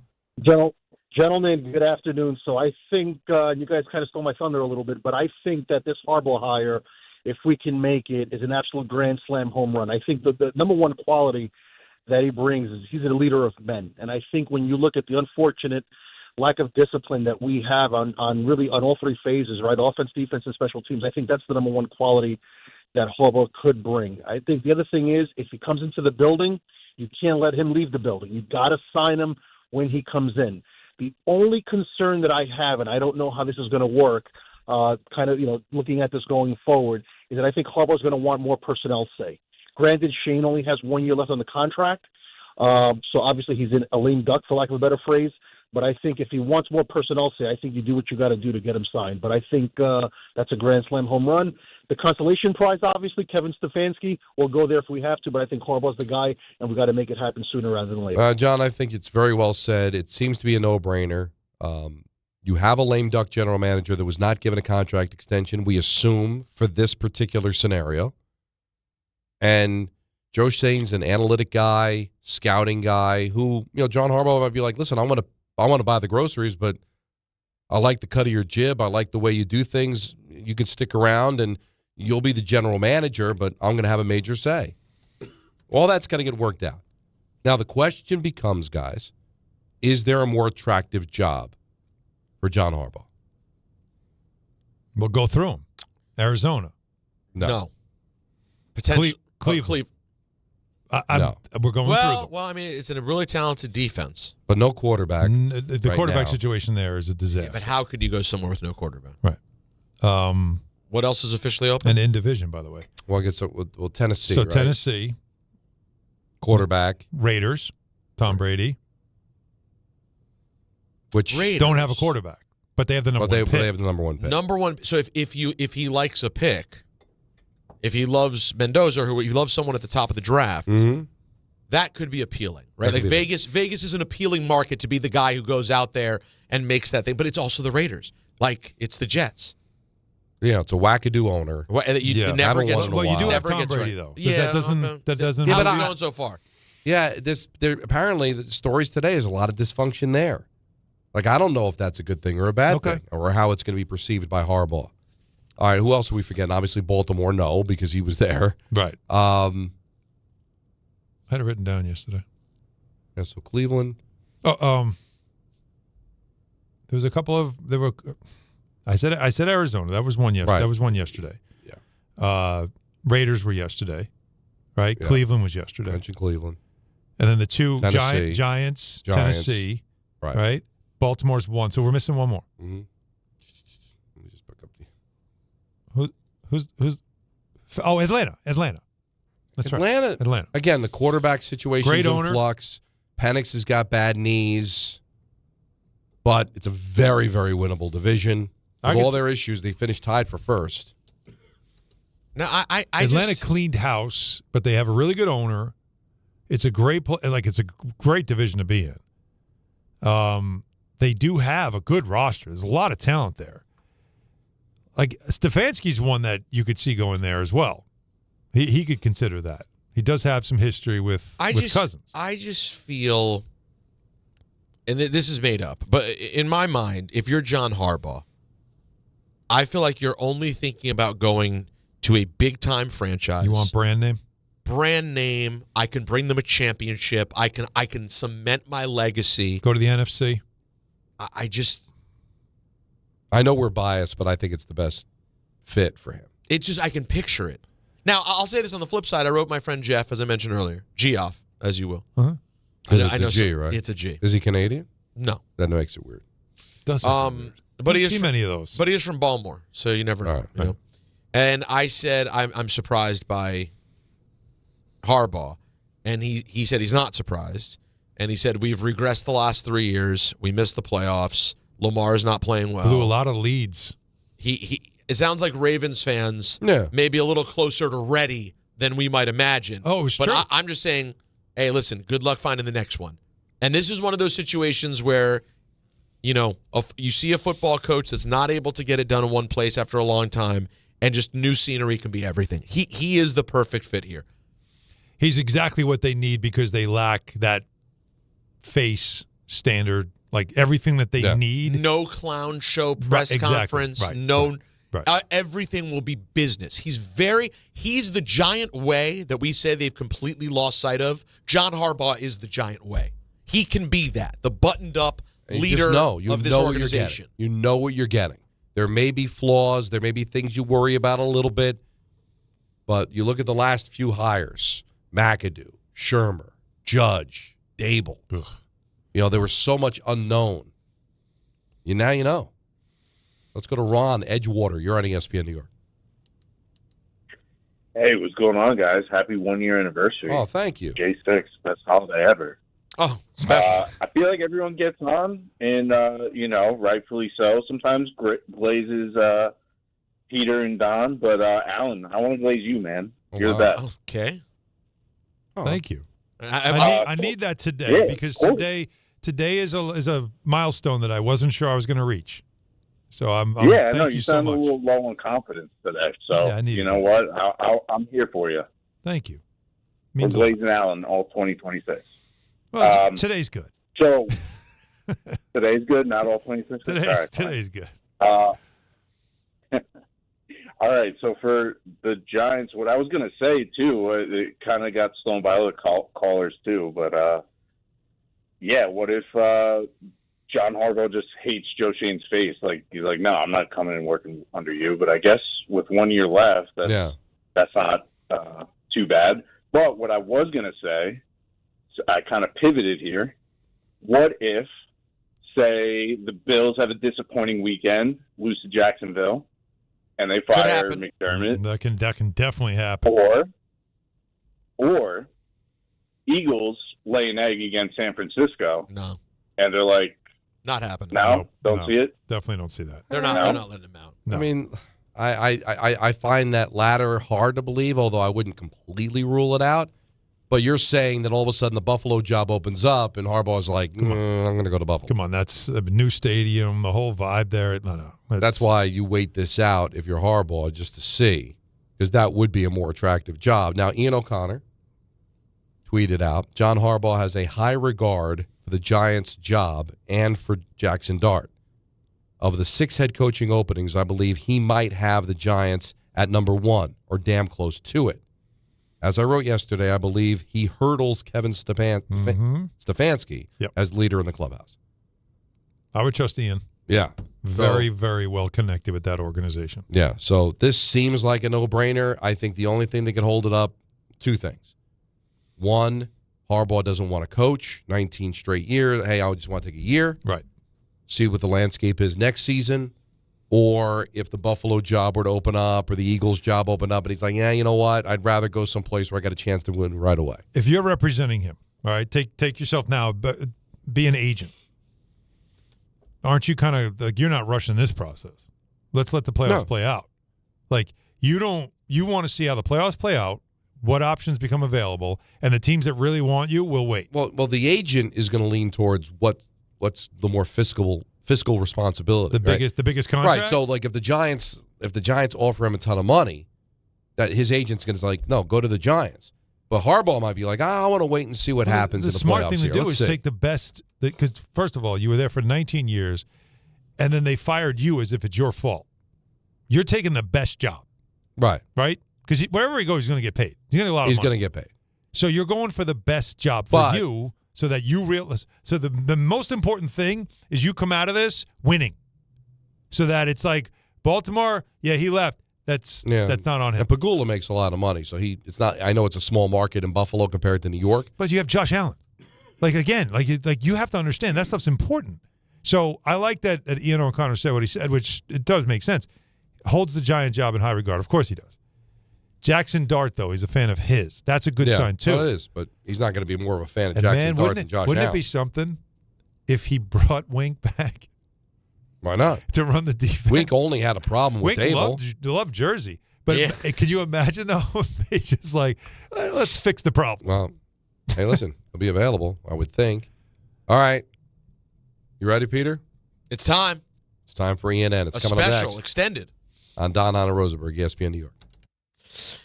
Now, before ENN, though, here's the thing. I'm ready. I'm excited. I'm waiting. But also, the wild card round is here, folks. And FanDuel is turning on playoff mode, right?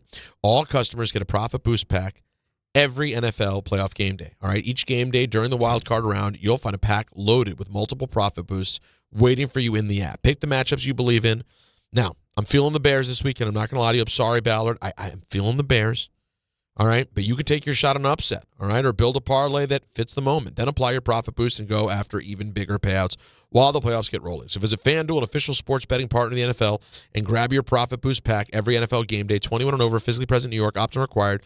Bonus issued as non-withdrawable profit boost tokens. Restrictions apply, including any token expiration and max wager amount. See terms at sportsbook.fanduel.com for help with a gambling problem.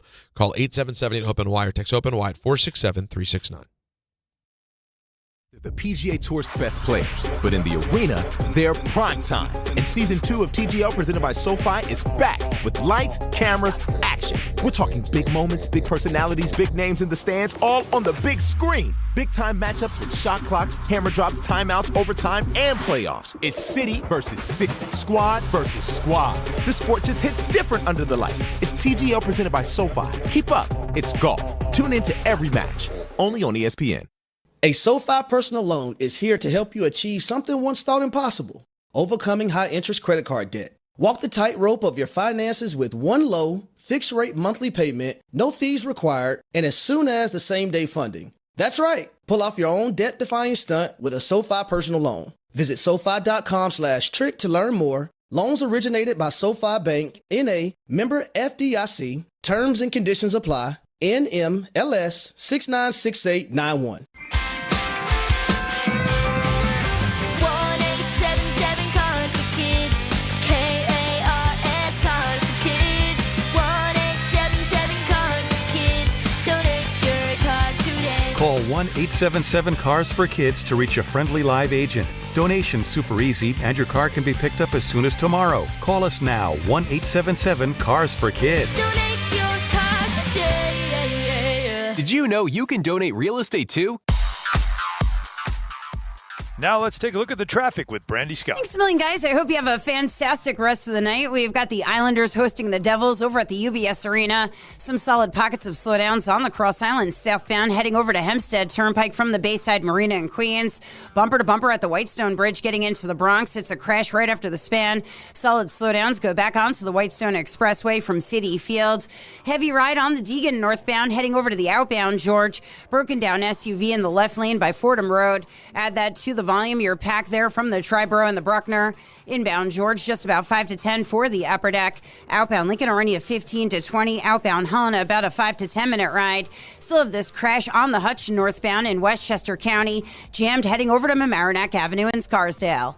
I'm Brandy Scott on 880 ESPN New York. All the way over Barzell, score! New York Islanders hockey is back at UBS Arena, and it's time to bring the family and make some noise. With more afternoon games this season, the Islanders have special kids-themed games and activities for young fans. Play games pregame at the park and head inside for fun on the concourse and on the ice. Tickets for the 2025-26 season are on sale now. Get your tickets at NewYorkIslanders.com. This is the story of the one. As an HVAC technician, he and his digital multimeter are in high demand. So when a noisy office HVAC turns out to be a failing blower motor, he doesn't break a sweat. With Grainger's easy-to-use website and product information, he selects the product he needs to keep everything humming right along. Call 1-800-GRAINGER, click Grainger.com, or just stop by. Grainger, for the ones who get it done. Empower. Pete's back on the links with all new golf clubs and hopefully less swearing. Dang, sliced it. He worked with Empower to help him get good at money so he can be a little bad. Heads up! Oof. Talent sold separately. Guy said these were slice proof. At least he has money for lessons. Invest well, live a little. Start today at Empower.com. Hey, this is Mika Zibanejad. Hey, this is Adam Fox. Catch every Rangers game right here on 880 ESPN. WHSQ and WCBS-FM HD2, New York. This is an ENN Special Report. Now reporting... The very handsome Jewish man, Peter Rosenberg. We should talk some sports. Do what you want. It's ENN.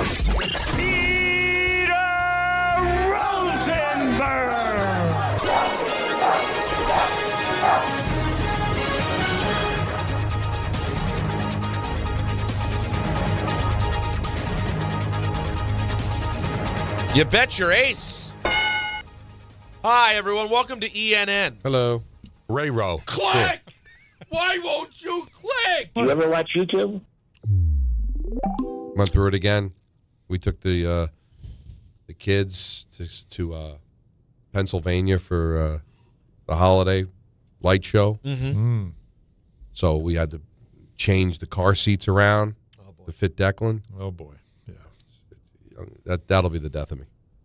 The car Changing seat. the car seats. Yes. I've gotten better. What like, you have different car seats. You have bigger kids. But you're in boosters now, right? Yeah. How? But just Front trying to facing? get the click. You know, why trying to won't find. you just click? Yeah.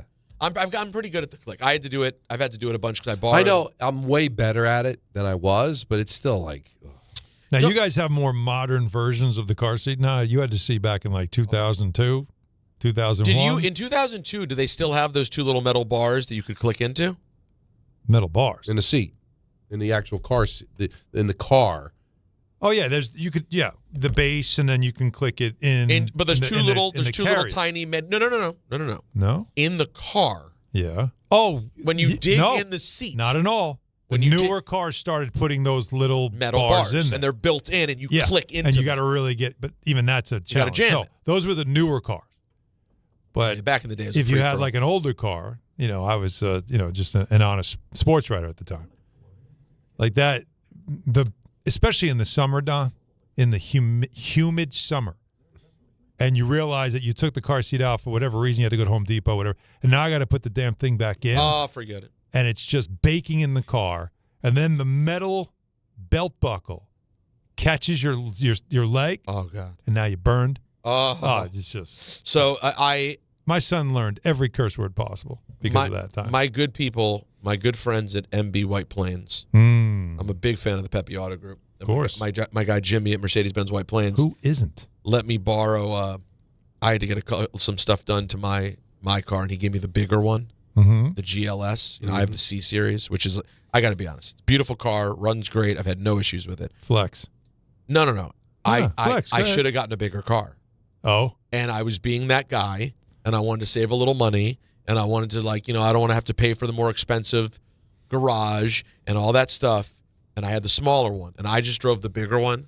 I used to think that parents, when they had kids, they immediately ran out and got a huge SUV or a van. I'm like, all right, everyone, calm down. I was wrong. It makes such a difference having the space. We drove back from Vermont, and guys, I don't know if you're aware of this, but my vacation looked something like this. Lose the job that I've had for 18 and a half years on the last day before break. And then basically spend the next 2.5 weeks launching a podcast while everyone in my family got sick.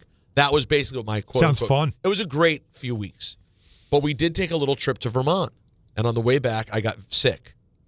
And Natalie drove, and I had to sit in the back seat because I was just not up for driving.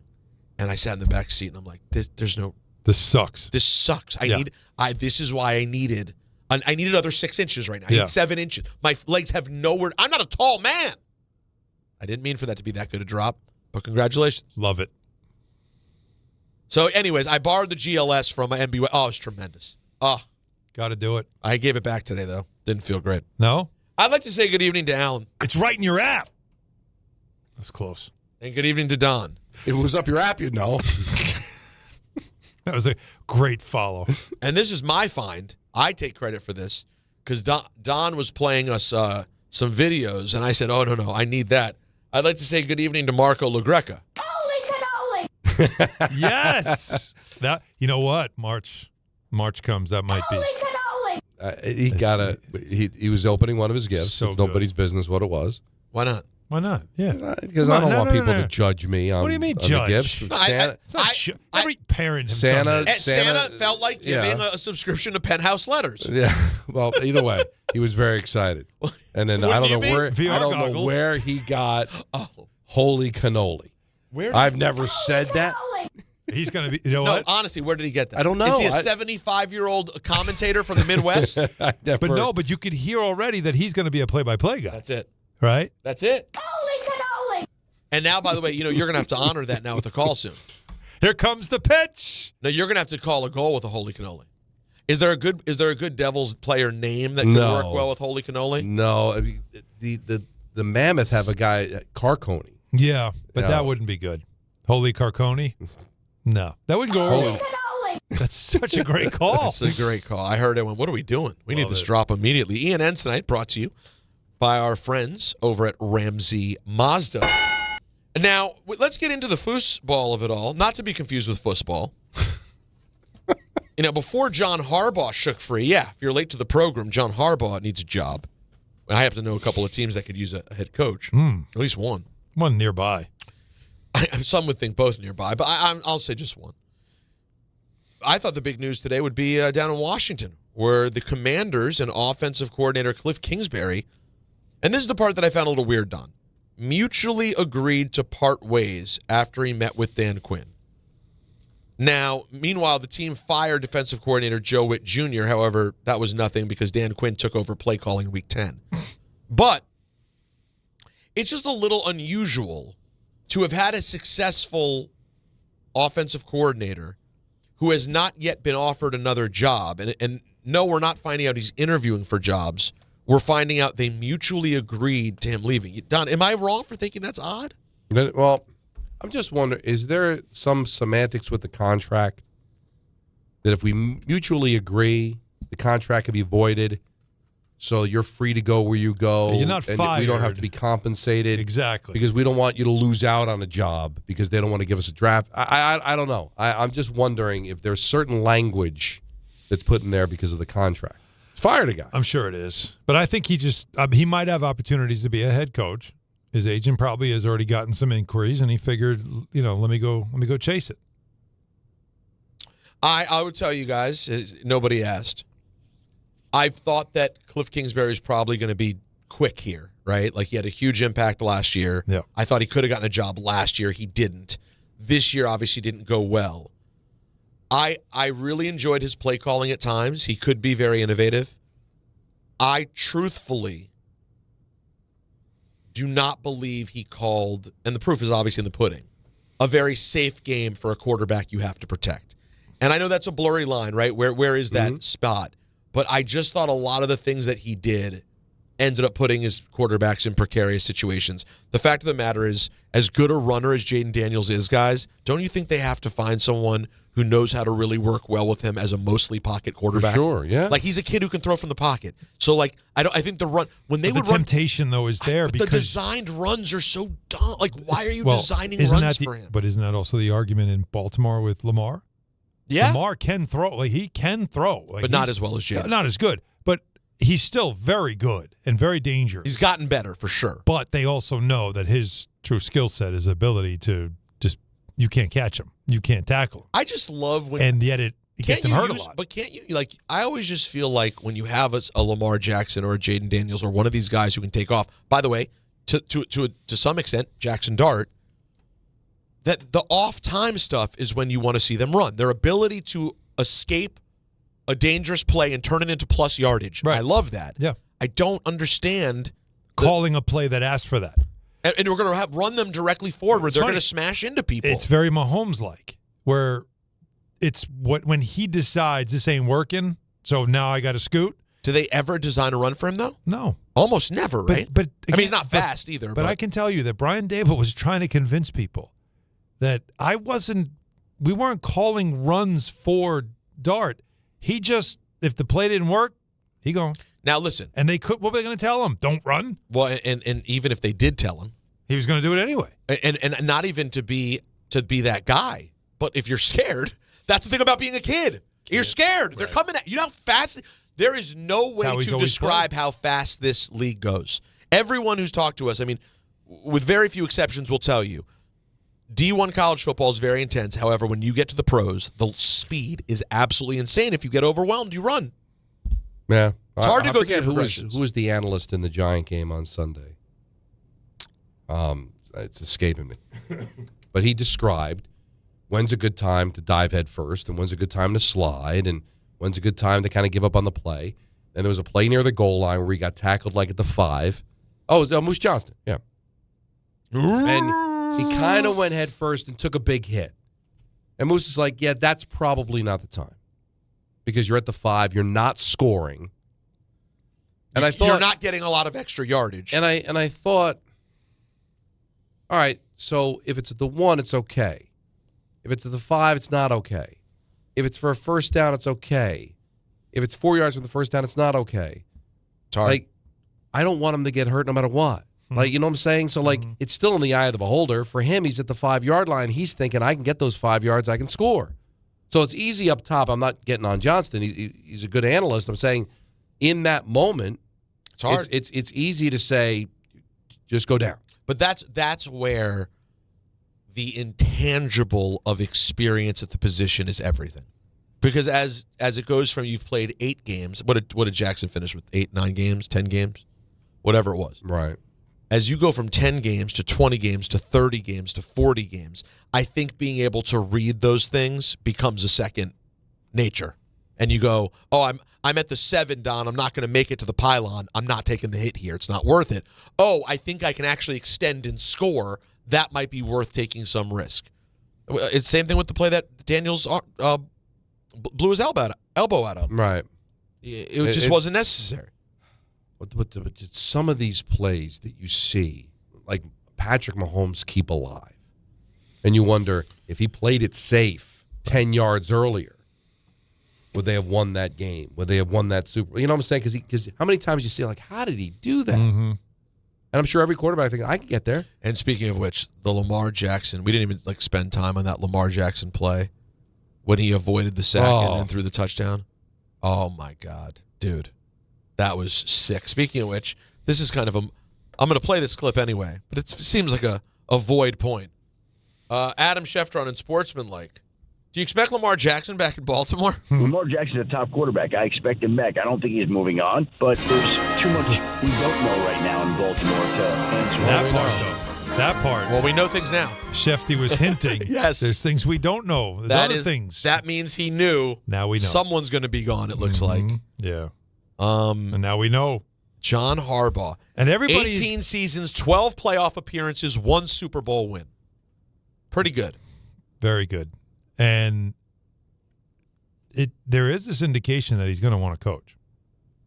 Yeah. That he's not the type. What do you mean? What do you mean? That he's not the type that just like people are saying that? Let me take a year off. Yeah. Is that who's saying that? Some of our ESPN, our esteemed ESPN people. Got it. That I texted one just to get a feel, and he said no. He needs to coach. What Harbaugh's around 60? 63, 60, early 60s. Like this is your prime as a head coach. You know, I know that's gotten a bit I younger. mean, he's already been coaching for almost 20 years, but right? Yeah, but you're still like in your early 60s. But what's he got left? Look at Pete Carroll, who had a great run, right? Then did he take a year or did he go right to the Raiders? No, he did take it. I don't know if he took the year, but he did get an offer. Right. Then he did the Raiders and he lost it. Lost it. And they were and went to the Raiders. Well, okay. That's the hard part, right? So that's the risk, right? You don't get an offer the first year. Sometimes when you go out, it's harder to get back in. Yep. Look at Rex. Yeah, you got to be careful. Everybody thought, Cowher, I'll do a year on TV and he'll be back. He liked it too much. 20 years later. Yeah. Can I tell you the truth? Billick too, right? Billick just he faded. Did TV and then was like, I'm good. We speak honestly amongst friends. I hope so. I would hope so. I'm not saying this disrespectfully. I'm just being honest. Okay. For how impactful he was as a head coach when he won a Super Bowl with the Steelers, I got to tell you, I'm sorry. I think you guys may agree with me, but though you're both nicer than I am and you wouldn't say it. What's that? Cowher's now been on TV for 20 years. I think it's a pretty unmemorable TV career. I'm sorry. I don't think of it. He's not Jimmy Johnson. He's not Terry Bradshaw. He's not the memorable. Why not go back? You're going to end up working every week anyway. He didn't want to coach that's again. The problem with that, it's not, to me, it's not even about Cowher. You have so many people doing that. Right? It's hard to stand out. And so it's really hard. You mentioned, he's fine. He's totally fine. You mentioned Jimmy Johnson on Fox. Well, he's got Howie Long. He's got Michael Strahan. So I think Jimmy Johnson's done a great job. He has done nothing on television that will ever even come close to his coaching career. Mm-hmm. So it's hard to be memorable when there's 4 or 5 other talking heads. And you only have, how much time do they have when they have those spots, right? It's only the pregame show where you really have something. You tell a couple of stories. Right. But you're not really, for the coaches, you're teaching. You kind of remember Gronk because he's silly, and you kind of remember Bradshaw because he's goofy and is going to say something funny. Oh, does it bother anybody? Does it bother anyone? Or is this too inside baseball as a broadcaster? I love it. I love where you're going. That after all these years, and the guy, he's still doing fine, but he is aging and slipping a little bit. Why do they have Terry Bradshaw calling the highlights? It doesn't make any sense. You always have the broadcaster call the highlights. Why does Bradshaw? He calls every high. Is that it? Because he's trying to catch up with the play. I know. Maybe it's crazy because he says maybe every now and then he'll just say something crazy that he just goes off into his whole, his whole. And thing. I don't mind him on TV. He's fine. He's fine. Yeah. I'm saying, my point is, it's weird that Cowher, like after 5 years, I'm surprised he wasn't like, hey, the TV's been cool. I'm not going to be John Madden. Let me go coach and try to win another Super Bowl. Wasn't there was a time though. It was flirted with at some point where his name kept coming up. But was he ever in serious conversation? I thought he always shut it down. It was all speculation. There was whenever the Carolina job was open years ago, and was it after Coughlin was fired, where it was like, oh well, Cowher's daughter's going to Princeton, maybe he'll come to the Giants. Yeah. No, but I don't think it was ever any serious talk of doing it. Now the thing with Cowher's career, it was a lot like Tomlin. A lot of bad losses in championship games at home, upset losses and stuff. Mike McCarthy. Yeah. McCarthy, he does have the ring, but there were also from McCarthy a lot of those losses where you're like, hey, listen, unless you're Andy Reid and Bill Belichick, it's usually a lot of one-and-dones, right? So the Ravens put out a statement. Okay. Yeah, this is a very lengthy one. Yeah, from owner Steve Biscotti. Following a comprehensive evaluation of the season, the overall direction of our team, blah, blah, blah, we decided to make a change at head coach. This was an incredibly difficult decision given the tremendous 18 years we've spent together and the profound respect I have for John as coach. And most importantly, this is, by the way, just like the statement I got from Hot 97 after 18 years. You did? Oh, yeah. very 4 similar. paragraphs? Very similar conversation. Yeah, it wasn't an eighth of this. This was very difficult to say. Yeah, especially, what's this exact language? Given the tremendous 18 years we spent together. That didn't get said. Throughout what I firmly believe is a Hall of Fame coaching career, John has delivered a Super Bowl championship to Baltimore and served as a steadfast pillar of humility and leadership. This is like, to say it's glowing. I mean, it's beyond, well, and, definitely play that out. And I do. Lastly, we have this related. What? Adam Schefter. Cut his fat ass. No, he didn't say that. No, he didn't say that. He said, Schefter said, in the first 45 minutes after John Harbaugh was fired this afternoon, his agent Brian Harlan said he received calls from 7 NFL teams expressing interest. How many jobs are open right now, boys? Not 7. No, because one. There are 7. There are 7, but one just fired him. So 6. Right. So there's 6 and one more. And then somebody else, of course. Oh yeah. checking in. Jets? Oh yeah. I don't think it's the Jets. No. The Jets know the answer they would have gotten. Bucks? Actually, no, I'm sorry. I'm reporting the Jets also called, but they didn't pick up the phone. Right. He said, new phone, who dis? Yeah, I have a feeling it's Tampa. Yeah. Who's this? Yeah, I think It's so. got to be, right? Hi, who am I speaking to, please? And that, Probably. Don, you'll be excited to know. That time when in your previous show, Yeah. when you guys had the guy call, you took a call and all you played was those drops, Yeah. and the guy kept answering him, was one of the funniest bits ever. Who was he trying to talk to? Don? Was he trying to talk to Don and I was playing clips of Don? I think you were. Or it was Michael. No, It no, was I was always the drop player. So it was It was whoever it was, but he kept. The kept caller thought kept he was going. literally. No, I thought Michael wasn't there that day. Maybe You it were was playing Michael. and the guy kept answering. Oh, maybe you're right. He would answer the is drop. such You don't have it, do you? Is this? Oh my God! Seriously, how did that not win? I know. A Marconi. It was a moment in time. Oh, John Harbaugh has a statement. Interesting. Weird font. Don't hire him for his font, folks. I can barely read it. A font? Well, I was hoping for a different kind of message on my last day here someday, but that day has come today. Smiley face. You rarely see a smiley face emoji. Is this a first? Is this a tweet? This is a printed statement. Printed statement with emojis? That's right. You think he was high? You can't hire this guy. You know, it is the hour.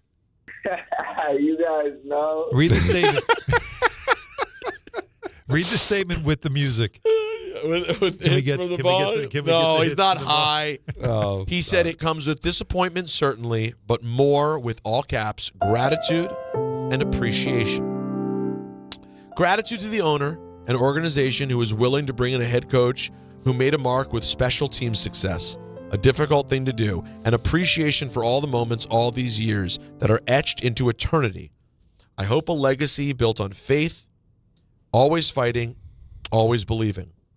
Values built into an organization through a team that are worthwhile. By the way, this is some of the worst. Do not hire this man for his letter writing. Punctuation's bad. it's all There's an over the emoji, place. weird caps in wrong places. Oh, no. Good and lasting, and that are admired by fans and foes. Like, there's errors everywhere. Do you hear what I just said? Yeah. Do you hear the sentence I just said, Don? There wasn't a sentence. Don, this Repeat it, please. Hey. This is a sentence on its own, okay? I can't read. This is a good sentence on its own. Good and lasting, and that are admired by fans and foes alike. That's not a sentence, Broseph. This man went to Miami of Ohio. That's a pretty good. That's better than other Miami. Right, it's not the U. It's better than the U. Right now, they're not going to claim him. They're not All right, claiming him. meaningful and impactful relationships with players throughout the years that I will cherish always. Grateful for their strength and courage. None of these are sentences, but they all have periods. He doesn't know how to write a sentence. Today was the day I learned John Harbaugh, great football coach, literally cannot write a sentence. Do we think maybe he just was reading this into his phone? Thinking of things to say. Well, you don't have you know what? Just That's translate. By and the then way, just hit send. maybe it's AI. Maybe he went on ChatGPT and said, "Hey, please make this statement for me," and he just read it. But don't you have an agent? Don't you? I know. This is The crazy. agent's phone's ringing off. He has no time for this. Here's another sentence.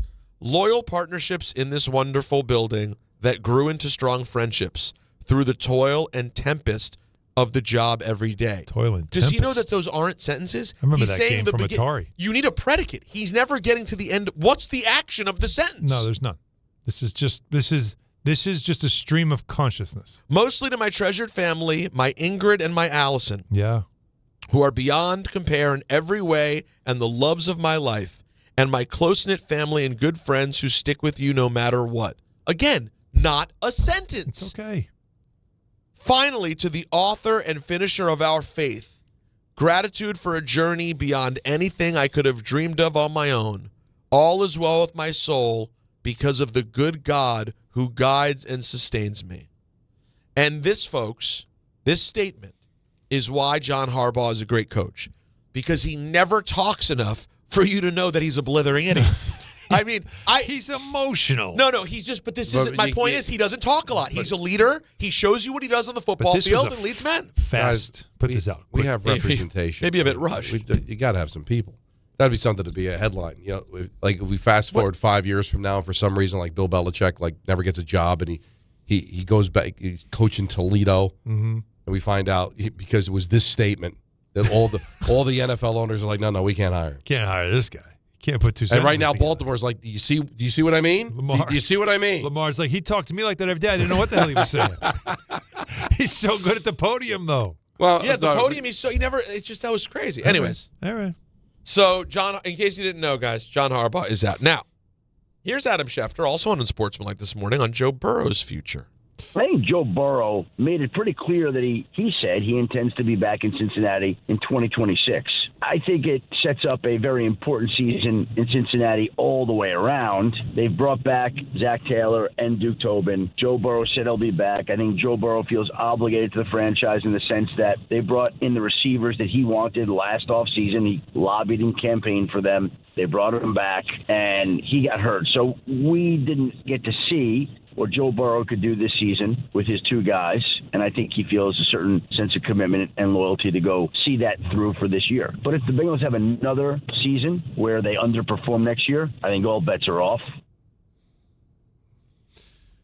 Hey, by the way, I also want to remind you guys, do you remember when the Burrow had the press conference and there was the conversation, and I was the no fun who said he's going nowhere? For a year. He's not, but his whole boo-boo face. Yeah. He was just having a bad. You didn't like that? You No, I just knew it. He was just having a bad time. He was having a bad time. He came back, and then it didn't go great, and he was bummed out, and people go, "Oh, is he going to leave?" He's not. They're not letting him out. They've been very good. They made it to a Super Bowl. This isn't a complete disaster generally. No, the franchise is a mess, though. We don't. I know. Well, they don't spend money, and we're not sure they have the head coach. But he has the two of the best wide receivers in the world, even if one of them doesn't have any use for him. And that's his boy. Is it Jamar? Yeah. Jamar Chase. I have the comp for everyone. Joe Burrow is to Jamar Chase what Don LaGreca is to Andrew Gunlin. Joe Burrow loves him. He's got no use for him whatsoever. Right. Jamar just think, you know what, I'm good. But he still loves him. But just like Don and Andrew, the love is still going. It won't stop. No. But you just know. No matter how many dinners you get invited to and I don't. Yeah. I'll still love him. It's exactly right. This is a thing. The love is real. All right. Are we just going to just go all the way to St. John's basketball, by the way? That's what we're doing. We got 6 more minutes, Hello? baby. Oh, Six, my God. This is an extended ENM like you dream. You know, It's big, dream it's about? long, it's everything. Yeah, Jennifer Hart tweeted, it looks like John Harbaugh had Jim write his appreciation tweet.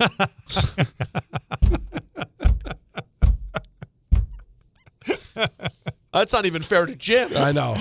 Yeah, but it would make sense. You're talking about all over the map. I mean, he's all over the map. Oh, my. I thought John was the one. Maybe are they both weirdos? Is that they're both just weirdos? Is that on the table? Why not? These football people, let's have a second. None of us are true football people, right? We're amongst friends. Hockey man, basketball man, wrestling guy. That we're not. Well, these people are weirdos. Let's be the I think coaches. the They people- never go home. They're psychotic lunatics. All they think about is football. Their brain, when they close their eyes, all they see is like numbers and schemes, X's, O's, and lines. Right. These are not normal humans. And you hear it in the statement. It's a one run-on sentence. It's a crazy statement. Wouldn't it be amazing, though, to see a head coach at home and he's like, clock management is big for him, drive his wife crazy. Everything must be. With like how much time he's. I would be curious. I'm Just grab a timeout in the middle of dinner. I would be curious. Maybe we could get someone. Would you guys be interested? Should we try to get like a Ravens person tomorrow? I would be interested in like how Baltimore kind of views Harbaugh at this point. It is interesting because no matter how much we watch the Ravens, Carmelo it's not Anthony, the same. Really, Get Carmelo really on the line. Really big Ravens fan. Is he a big Ravens fan? Yes, loves the Ravens. Of course he is. Because you know why? Because he's from Baltimore. Yeah. And the whole he's coming home thing was a complete sham. Respectfully. No, he was coming home. Baltimore doesn't have a basketball team. So this is as close as he could get? Skip the Bullets. He was born in Brooklyn. Well, what if he had gone to the Bullets, though? Wouldn't that have really been coming home? Eh. When that whole Not for him. Remember the commercials on MSG? Yeah. I'm coming home. Oh, I'm yeah. coming home. I'm like, he's Why from ruin Baltimore. Why ruin a nice thing? He's from Baltimore. He was born in He's Red in Hook. Stop Snitching. But he was literally. I'm old enough. Guys, He was 8 years You old. remember Dom, Stop when he Snitching, left. right, Jacob? 8 years old when he left. Left New York. When they moved to Maryland. So this is home. It is on some level home. 8. Your first 8 years. And when this is where you're from. Hold on. And when did he come back? 28? Yeah. Coming 20 home. years. Coming home. And the was- first by the way- four don't count. You have no idea where you So are. Don, isn't Wait a coming second, home where wait he a played second, high school wait, ball? wait. That would have been High coming school. home. Where did he play in high school? In Baltimore. No, he didn't. He played here? No. He left there too? Or he went to Virginia? Yeah. Same thing. Well, no, it's not. No, he's a Ram. He's a Charger. No, he went and played at a private school in Virginia, but he was still in Baltimore. He's in the Stop Snitching VHS. If Yeah, no one which remembers it. Which is one he wants everybody to forget about now. By the way, though, how about this? The WB? I should sell it. I have. Oh, no. I have a VHS. I have a Stop Snitching VHS cassette. Don't ruin this for him. He's made a great career. It's in after my his- storage. It's just a white sticker on it. All right, Tom, now- do you remember the you know story? No. So it was like a crime DVD, but Everybody- it was pre-DVDs. It was VHS. Peter ruined it. I'm not asking for Mello tomorrow. Yeah. Mel, I wanted to bring up the Stop Snitching VHS. I know about 25. Anyways, it didn't help his reputation because basically it was a video made by like a bunch of gangsters in Baltimore. It was not great. And it was like a street video. Okay. And Carmelo, who was the stud basketball player of Baltimore at the time, is just he's in it for a second, right? He People knows tried to someone. promote the idea that his WB, like the Warner Brothers thing that was supposed to be West Baltimore. Oh yeah. Was actually Warner Brother. Oh really? That's like was a whole thing. I don't even remember that. You never saw this like this. They used to have shirts with that. Yeah. With the WB logo. That and was it the whole Stop Snitching thing. If you see a cop. And that ties back to the Stop Snitching Yeah, thing too. yeah. But really, he was just a guy who was in the video. These were people he knew. And he was young and he was just like caught up in it. And he is since look, guy's made a nice life for himself. Sorry, Leave him I'm sorry to bring it up. Why would you do that? I'm very proud to have the VHS in my storage. Okay, it's a historic Baltimore moment. I just love it. Like when Carmelo came back to New York, did they like have video of him going to the preschool? I know. Yes. Seeing- Yeah. They probably did. He That's went all back they to had. Brooklyn. He went to where he grew Eight up. He doesn't showed the count. house. We follow him around. Don't even high schools. On the first part, maybe middle school. The basketball court that he first learned how to play basketball was in Brooklyn. And they had to tell him because he had no memory. No recollection. How dare you? So I'm just saying. Marco leaves tomorrow. Jalen, Marco leaves tomorrow. If we move to Portland, and then 20 years later, we go back to where I live. Yeah, you're going home. They'll have some vague memories, but they're going to their dad's home more than their home. In Dallas, Matt Eberflus has been fired as the defensive coordinator. Eberflus! He's been fired as DC! It so works. He's out. Lions have fired offensive coordinator John Morton after one season. Boy. Holy cannoli! You had it rolling in Detroit. You had it rolling. And then Ben Johnson left. left. Ben Johnson said, you know what? And guess what? Now it's rolling in Chicago. Of course, he was there to replace Ben Johnson. The Falcons and Kirk Cousins agreed to modify the final 2 years of his deal. That's not nothing. That's interesting. As part of the restructure, there's now a guarantee in the amount of $68 million, 67.9. He stays making for money. the 2027 season that Vest Marshall. Can't stop. It will go down in history. No one, for a guy who seems like a little bit like a, hey, I just like football. He has managed to make every dollar humanly possible. He got the Redskins money. He got the Vikings money. He's gotten the Falcons money. And Peter, people are throwing it at him. Oh, they love it. Wait, Kurt, let's read it. We're going to give you more money. Just take it. Just take We don't even want you to play anymore. It's like Kardashian level. Like it's to do unreal. nothing. That will do it for ENN, brought to you by Ramsey Mazda. Get more for your money at Ramsey Mazda, like a new 2026 Mazda CX-50 or Mazda CX-90. Choose wisely. Choose Ramsey Mazda. It's not nothing going an extra 5-10 minutes. No, on that ENN. was a bonus for the people. Enjoy St. John's basketball's next. Talk to you tomorrow at 3. Life is full of choices, some big, some small. And when you choose an H&R